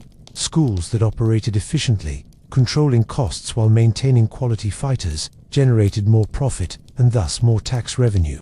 The cheap diet helped ensure that ludus operations remained profitable even in competitive markets or during economic downturns. This profitability mattered to Roman authorities, who collected taxes and who wanted the games important for social stability and political patronage to continue reliably. The employment generated by gladiatorial schools contributed to urban economies. Kitchen staff, grain purchasers, storage workers, the feeding operation alone created jobs. These jobs, while not prestigious, provided livelihood for free workers at the bottom of the economic ladder. The cheap diet allowed schools to employ more such workers, rather than spending limited budgets on expensive food ingredients. The economic multiplier effects of gladiatorial operations flowed partly from the efficient feeding system. Foreign wars and expansion brought new grain-producing territories into the empire, ensuring abundant supply of the cereals that fed gladiators.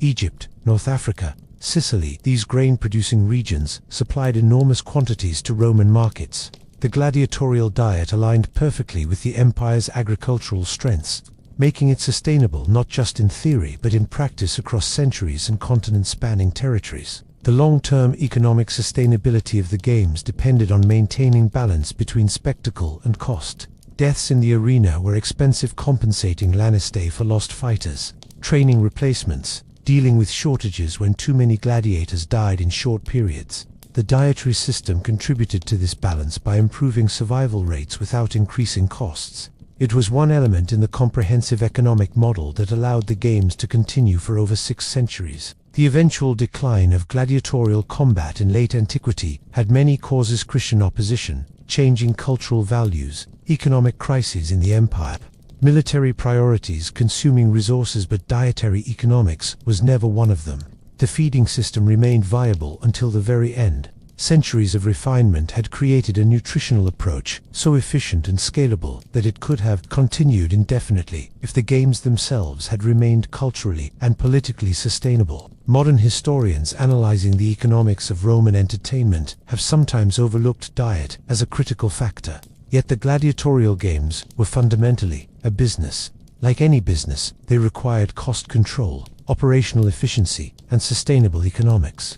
The barley bean diet provided all of these. It was unsexy infrastructure, not dramatic like the combat or architecturally impressive like the amphitheaters, but it was absolutely foundational. Without it, the games as Romans practiced them could not have existed. The economics of scale that the diet enabled meant that even modest cities could maintain small gladiatorial schools. The games weren't limited to Rome or major urban centers. They spread across the empire because the cost structure, driven largely by cheap feeding, made them economically viable almost anywhere.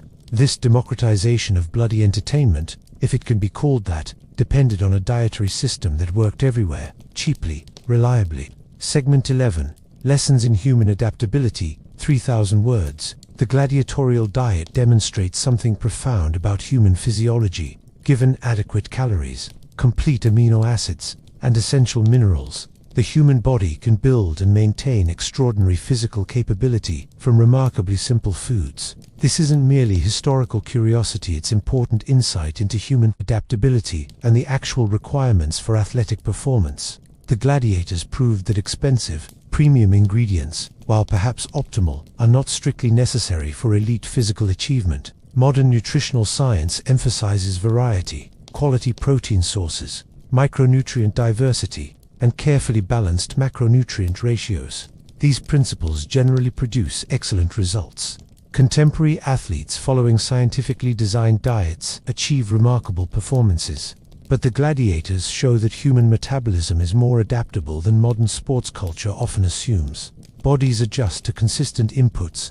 Given time, they optimize for available nutrition in ways that can seem surprising. The metabolic adaptations gladiators underwent were substantial. Their digestive systems became extraordinarily efficient at processing grains and legumes. Gut bacteria populations shifted toward microorganisms specialized for breaking down plant fibers and extracting nutrients from these specific foods. Enzyme production stabilized at optimal levels for their particular diet. Over months and years, their bodies essentially learned to maximize nutritional extraction from the limited ingredients provided. This adaptation wasn't unique to gladiators or even to humans. It's a fundamental biological principle. Organisms adapt to their environment, including their nutritional environment. What initially seems marginal becomes adequate as systems optimize. The gladiatorial diet was adequate not because it contained everything modern nutrition would recommend, but because human bodies adapted to make it adequate. The consistency of diet played a crucial role in this adaptation. Variable diets keep digestive systems in a state of readiness for diverse inputs, but they never fully optimize for any particular food. Consistent diets allow deeper optimization. This is why people who suddenly change diets often experience digestive discomfort. Their systems aren't adapted to the new inputs. Gladiators, eating essentially the same foods daily for years, achieved an adaptation that made even simple foods highly efficient fuel. The amino acid balance of combined grains and legumes illustrates an important nutritional principle that ancient peoples discovered empirically across many cultures. Mesoamericans combined corn and beans. South Asians paired rice and lentils. Middle Eastern diets featured wheat and chickpeas. Mediterranean populations ate barley with broad beans. These combinations weren't coincidental or merely traditional. They were solutions to the problem of getting complete protein from plant sources. Solutions that different cultures independently discovered because they worked. Modern research on plant-based diets has validated these ancient practices. Studies show that athletes can achieve excellent results on vegetarian or even vegan diets, provided the diets are well designed. The keys are adequate total calories, sufficient total protein, and proper amino acid balance, achievable with plant foods when combinations are correct. The gladiators demonstrated this principle to millennia before modern science articulated it. The protective physiology created by the high carbohydrate diet reveals another adaptation. Bodies store excess carbohydrate energy as fat. On a very high carbohydrate diet, combined with intense physical activity, the body builds substantial muscle while maintaining fat stores. This isn't the physique modern bodybuilding culture prizes the extremely lean, highly defined aesthetic, but it's highly functional for certain purposes. The gladiators' bodies optimized not for appearance, but for survival in specific combat conditions. The calcium supplementation through ash drink shows empirical problem-solving that anticipated modern sports nutrition. The Romans identified a specific deficiency and developed a targeted supplement. They didn't understand the biochemistry, but they understood cause and effect well enough to create an effective intervention.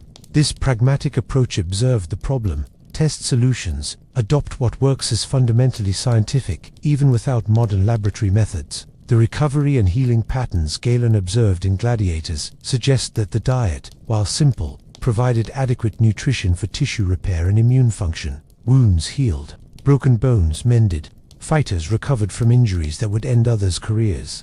This wasn't just fortune or superior genetics, it was evidence that their nutrition, however humble its sources, supported the biological processes necessary for healing and adaptation. The energy systems gladiators developed were well suited to their demands. Arena combat, while brief, was explosively intense. It required anaerobic power for short bursts combined with enough aerobic capacity to sustain effort if matches extended. The high carbohydrate diet, providing abundant glycogen stores and fat reserves, supported both energy systems.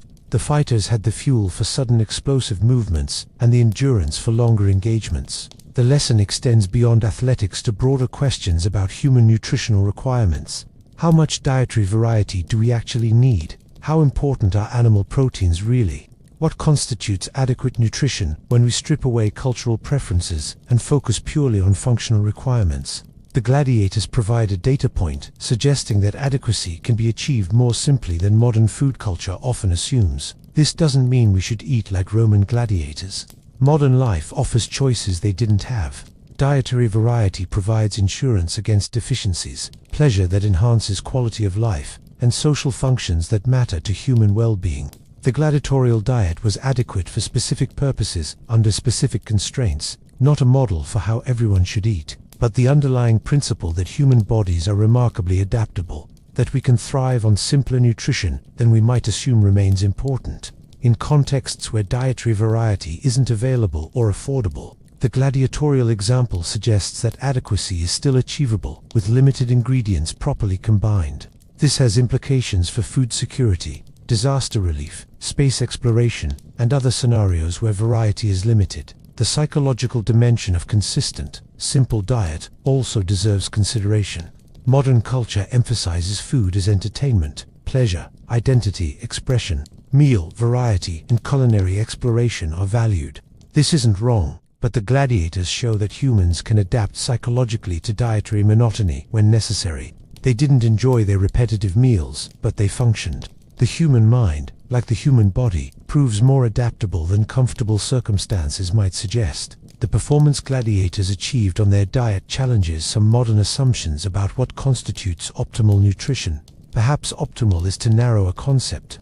Perhaps there are multiple nutritional approaches that can support excellent performance, each with different advantages and disadvantages.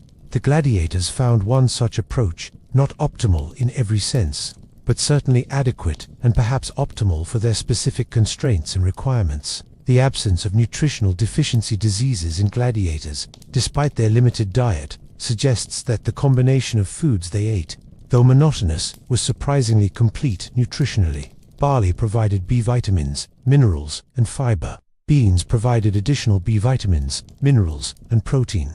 Olive oil provided essential fats and fat-soluble vitamins. The ash supplement provided calcium and other minerals. Together, these simple ingredients covered most nutritional bases adequately. The lesson for modern athletic nutrition isn't that we should abandon variety or quality protein sources. Rather, it's that we should recognize how much of modern sports nutrition is optimization at the margins rather than fundamental requirements. The elaborate supplements, the protein powders, the carefully timed nutrient intakes, these things probably help, probably provide some advantage. But the gladiators suggest the advantage is incremental rather than essential. Human genetic variation means different individuals may respond differently to various diets. Some people probably would have struggled more with the gladiatorial diet than others. But the fact that the system worked across thousands of individuals over centuries suggests that most humans can adapt to this type of nutrition. We're generalists, evolutionarily speaking, capable of extracting nutrition from many different dietary patterns. The caloric density of the diet deserves emphasis. While the food sources were simple, the quantities consumed were substantial. Adequacy requires not just the right nutrients, but enough of them. Modern discussions of plant-based diets sometimes underemphasize the volume required. The gladiators ate enormous quantities, multiple large bowls per meal, 3 times daily. This volume compensated for the lower caloric and protein density of their plant-based diet. The training stimulus interacted with diet to create the gladiatorial physique. Diet alone wouldn't have produced strong, capable fighters. The brutal, consistent training hours daily, year after year, provided the stimulus for adaptation. The diet provided adequate resources for responding to that stimulus. This interaction between training stress and nutritional support is fundamental to athletic development, regardless of diet's specific composition. The lesson in human adaptability ultimately suggests humility about our nutritional knowledge. Modern science has revealed much about nutrition's molecular details, but the gladiators achieved remarkable results through pure empiricism. Perhaps our scientific understanding, while deeper, isn't as practically superior as we might assume. Perhaps paying attention to outcomes, do people thrive on this diet, matters more than theoretical elegance or biochemical sophistication. Segment 12. The legacy of the Barley Men, 3,000 words. The gladiatorial diet was never just about nutrition. It was a complete system, economic, medical, social, and athletic, that enabled one of history's most brutal institutions to function across an empire for hundreds of years. Every aspect of the diet served multiple purposes, from reducing costs to reinforcing social hierarchies to creating the protective physiology that kept valuable fighters alive. Understanding this diet means understanding how Romans built and maintained a system of spectacular violence that shaped their culture profoundly. The nickname Barley Men was meant as an insult, a way to demean gladiators by associating them with food fit for animals and slaves. The wealthy Romans who watched the games and consumed elaborate banquets looked down on fighters who ate grains they wouldn't feed to honored guests. Yet those who earned this derogatory name built powerful bodies capable of extraordinary feats. They survived wounds that would kill others. They fought multiple times over careers spanning years or decades. They became legends whose names resonated across the empire, and whose memory persists 2,000 years after the last gladiatorial combat. The secret of their diet wasn't really secret at all. Romans knew gladiators ate barley and beans. This was common knowledge, remarked upon by observers, mentioned in various texts. What they didn't fully understand, what perhaps only modern analysis has revealed, was the sophisticated reasoning behind this choice. The diet created protective fat layers that turned potentially fatal wounds into survivable injuries. It provided complete nutrition at minimal cost, allowing the games to scale empire-wide. It reinforced social hierarchies while maintaining fighting capability. It was sustainable economically and logistically over centuries. Modern athletes might look at the gladiatorial diet with skepticism or disbelief.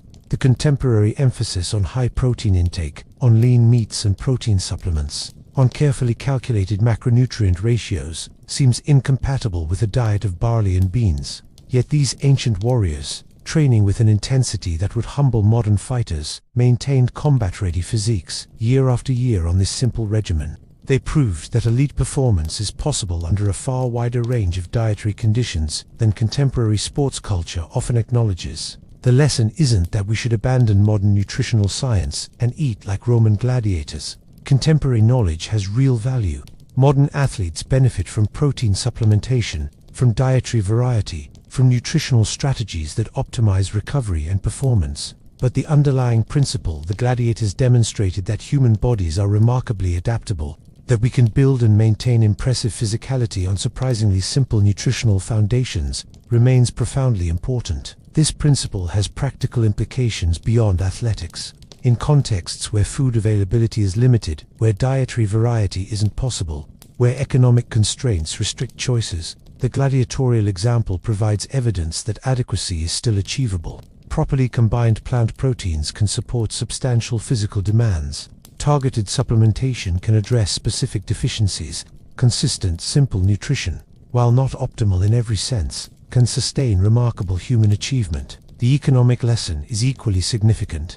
The gladiatorial games represented a massive entertainment industry employing thousands, entertaining millions, consuming substantial resources. They continued for over 6 centuries across an empire spanning 3 continents. This longevity and scale were possible partly because the dietary system was economically sustainable. Cheap, efficient, reliable feeding made the entire enterprise viable. Sometimes the unglamorous infrastructure, the basic systems that enable everything else, matters more than spectacular elements that attract attention. The social control dimension of the gladiatorial diet reveals darker truths about how societies maintain hierarchies through apparently neutral mechanisms. Food restrictions weren't legally mandated, no law required feeding gladiators barley rather than wheat. But economic incentives, cultural practices, and institutional norms combined to create a system that reinforced social subordination through daily dietary experience. This indirect control, operating through structures rather than explicit coercion, can be more durable and insidious than obvious oppression. The medical insights gained from gladiatorial practice, particularly Galen's observations on trauma treatment and wound healing, influenced Western medicine for over a millennium. This knowledge was purchased with gladiators' blood and pain, built on countless injuries and deaths. The ethical implications are troubling medical progress through exploitation of vulnerable populations. Yet the knowledge existed and spread, and later generations benefited from understanding gained in the brutal laboratory of the arena. The ash drink represents perhaps the most remarkable aspect of the dietary system from a scientific perspective. Without laboratory analysis, without understanding of mineral biochemistry, without controlled experiments, the Romans identified a nutritional deficiency and developed an effective supplement. This was empiricism at its finest, careful observation, hypothesis testing through trial and error, adoption of practices that produced better outcomes. The method was crude by modern standards, but the results were sound. The protective physiology created by the diet, the fat layer that absorbed weapon impact, shows sophisticated, if unconscious, biological engineering. The Romans were manipulating body composition through dietary control, creating fighters with specific physical characteristics suited to their brutal profession. This wasn't done with scientific understanding, but through generations of observation. Fighters fed certain ways survived better, so those feeding patterns became standard. Evolution through market forces and blood-soaked selection. The victory feasts, seemingly a minor element, reveal important psychological insights. The temporary exception that proves and reinforces the rule. The brief taste of better circumstances that makes normal deprivation more bearable, while also more obvious. The reward structure that motivates extraordinary effort through minimal cost. These weren't humanitarian gestures, they were sophisticated behavioral engineering, tools for extracting maximum performance from enslaved or condemned fighters. The consistency of the diet across the empire demonstrates the effectiveness of decentralized systems adopting optimal practices. No central authority mandated the barley bean diet. Individual Lannister adopted it because it worked, and because their competitors who didn't use it failed, or eventually converted. This evolutionary process, playing out across centuries and vast geography, refined the system through brutal but effective selection mechanisms. The gladiators themselves, the men who actually consumed this diet, who trained and fought and died, rarely left direct testimony about their experiences. Most were illiterate. Their voices were lost. We know the gladiatorial diet primarily through the observations of others, physicians like Galen, writers like Pliny, archaeological evidence from remains. The actual subjective experience of eating barley and beans day after day, of drinking bitter ash mixtures, of occasionally feasting after victories, this is largely lost to history. But we can imagine, the monotony must have been crushing. The same porridge, the same stew, the same bread, day after endless day. The knowledge that free citizens ate meat and fine bread while they ate animal food. The occasional victory feast that showed what was possible but then was taken away. The way simple foods took on enormous psychological importance when everything else was controlled and limited. Food was one of few areas where gladiators could exert any preference or control, even if only in terms of how much they ate or how they felt about it. The physical sensations would have become deeply familiar. The heavy fullness after the large midday meal, the quick energy from morning porridge sweetened with honey, the bitter, chalky taste of the ash drink, the substantial feeling of barley bread sitting in the stomach. These sensory experiences, repeated thousands of times, became part of gladiatorial identity. The body's responses, digestive rhythms, energy patterns, hunger cycles adapted to the schedule until it became natural. The modern world has moved far beyond gladiatorial combat. We consider such spectacles barbaric, incompatible with human dignity and contemporary values. But the nutritional principles the gladiators demonstrated remain relevant. Human adaptability, the adequacy of simple but well-combined foods, the interaction between diet and training, the role of consistency in metabolic optimization. These insights transcend the brutal context in which they emerged. The amphitheaters are ruins now, silent monuments to vanished spectacles. The ludus schools have crumbled into archaeological sites. The crowds that once roared for blood are dust. The gladiators themselves, thousands upon thousands of them across centuries, are mostly forgotten anonymous casualties of imperial entertainment. But the dietary system that sustained them across those centuries remains a testament to pragmatic innovation and human adaptability. The hordery, the Barley Men, earned their nickname through countless meals of humble grain, through years of consuming foods that marked them as outcasts. Even as their achievements made them legendary, they proved that greatness doesn't require luxury, that elite performance can emerge from the simplest ingredients, that when survival demands it, the human body will find ways to adapt, endure, and sometimes triumph. Their legacy lives in multiple forms. In Galen's medical texts that guided surgery for centuries, in archaeological evidence that reveals Roman society's complexities, in economic history that shows how large-scale entertainment industries functioned, in nutritional science that understands plant-based diets more completely, in the historical memory of an institution that shaped Roman culture profoundly. But perhaps the most important legacy is simpler and more universal. The gladiators demonstrated that human beings, placed in extreme circumstances, can adapt and perform remarkably on resources that seem inadequate.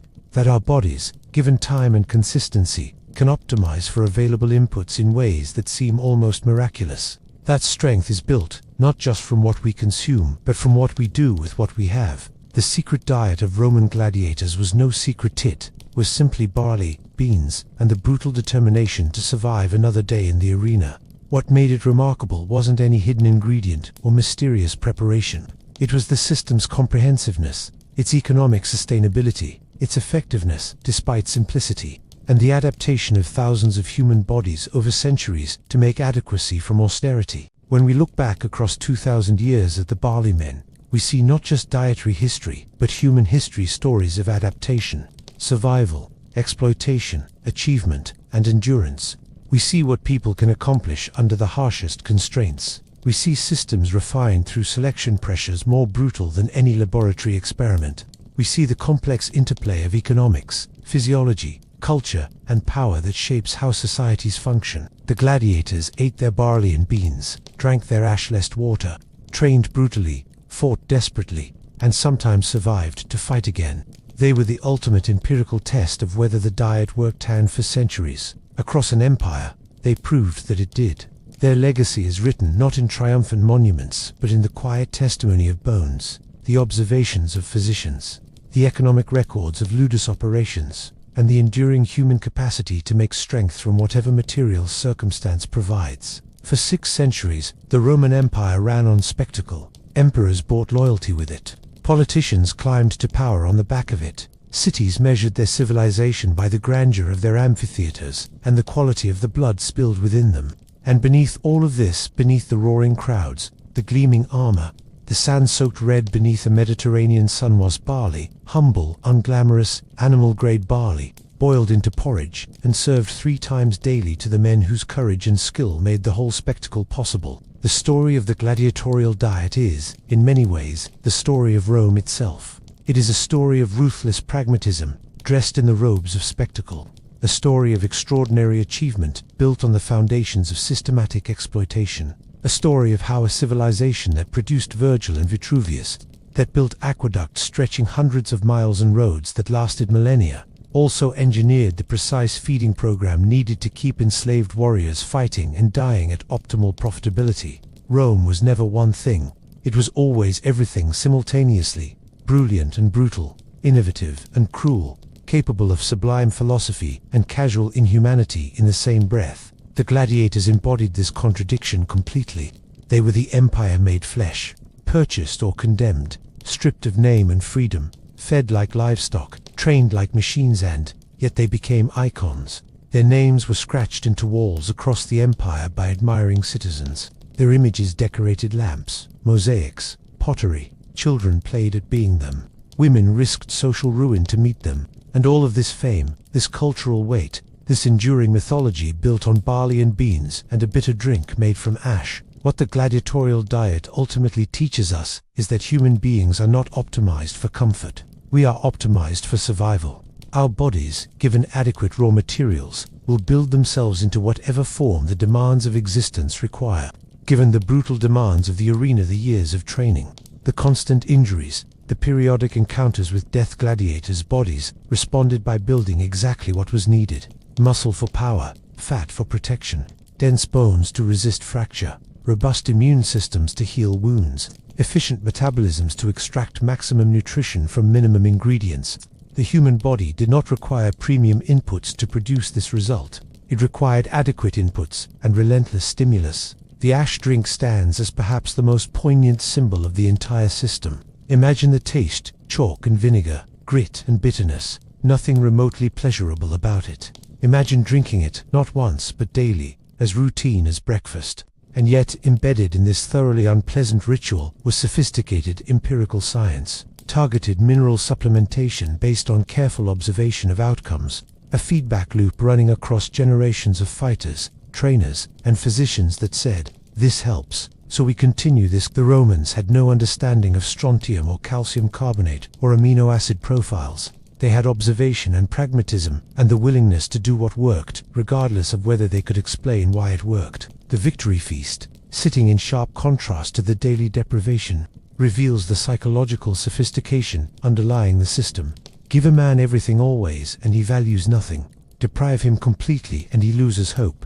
But offer a taste of what is possible, occasional, earned, magnificent against the backdrop of monotony, and you have created one of the most powerful motivational tools in human experience. The feast was not generosity. It was engineering. Behavioral engineering calculated to produce maximum performance from minimum investment. The Romans understood this instinctively, even if they never articulated it in those terms. The social dimensions of the diet remind us that systems of oppression rarely announce themselves as such. The Lannister who fed his gladiators barley wasn't making a philosophical statement about social hierarchy. He was making a business decision. Yet the cumulative effect of that business decision, multiplied across thousands of fighters in dozens of cities over hundreds of years, was a daily physical reinforcement of who mattered and who did not, who deserved wheat and who deserved animal grain, who ate like citizens and who ate like property. The diet maintained order as effectively as the guards on the ludus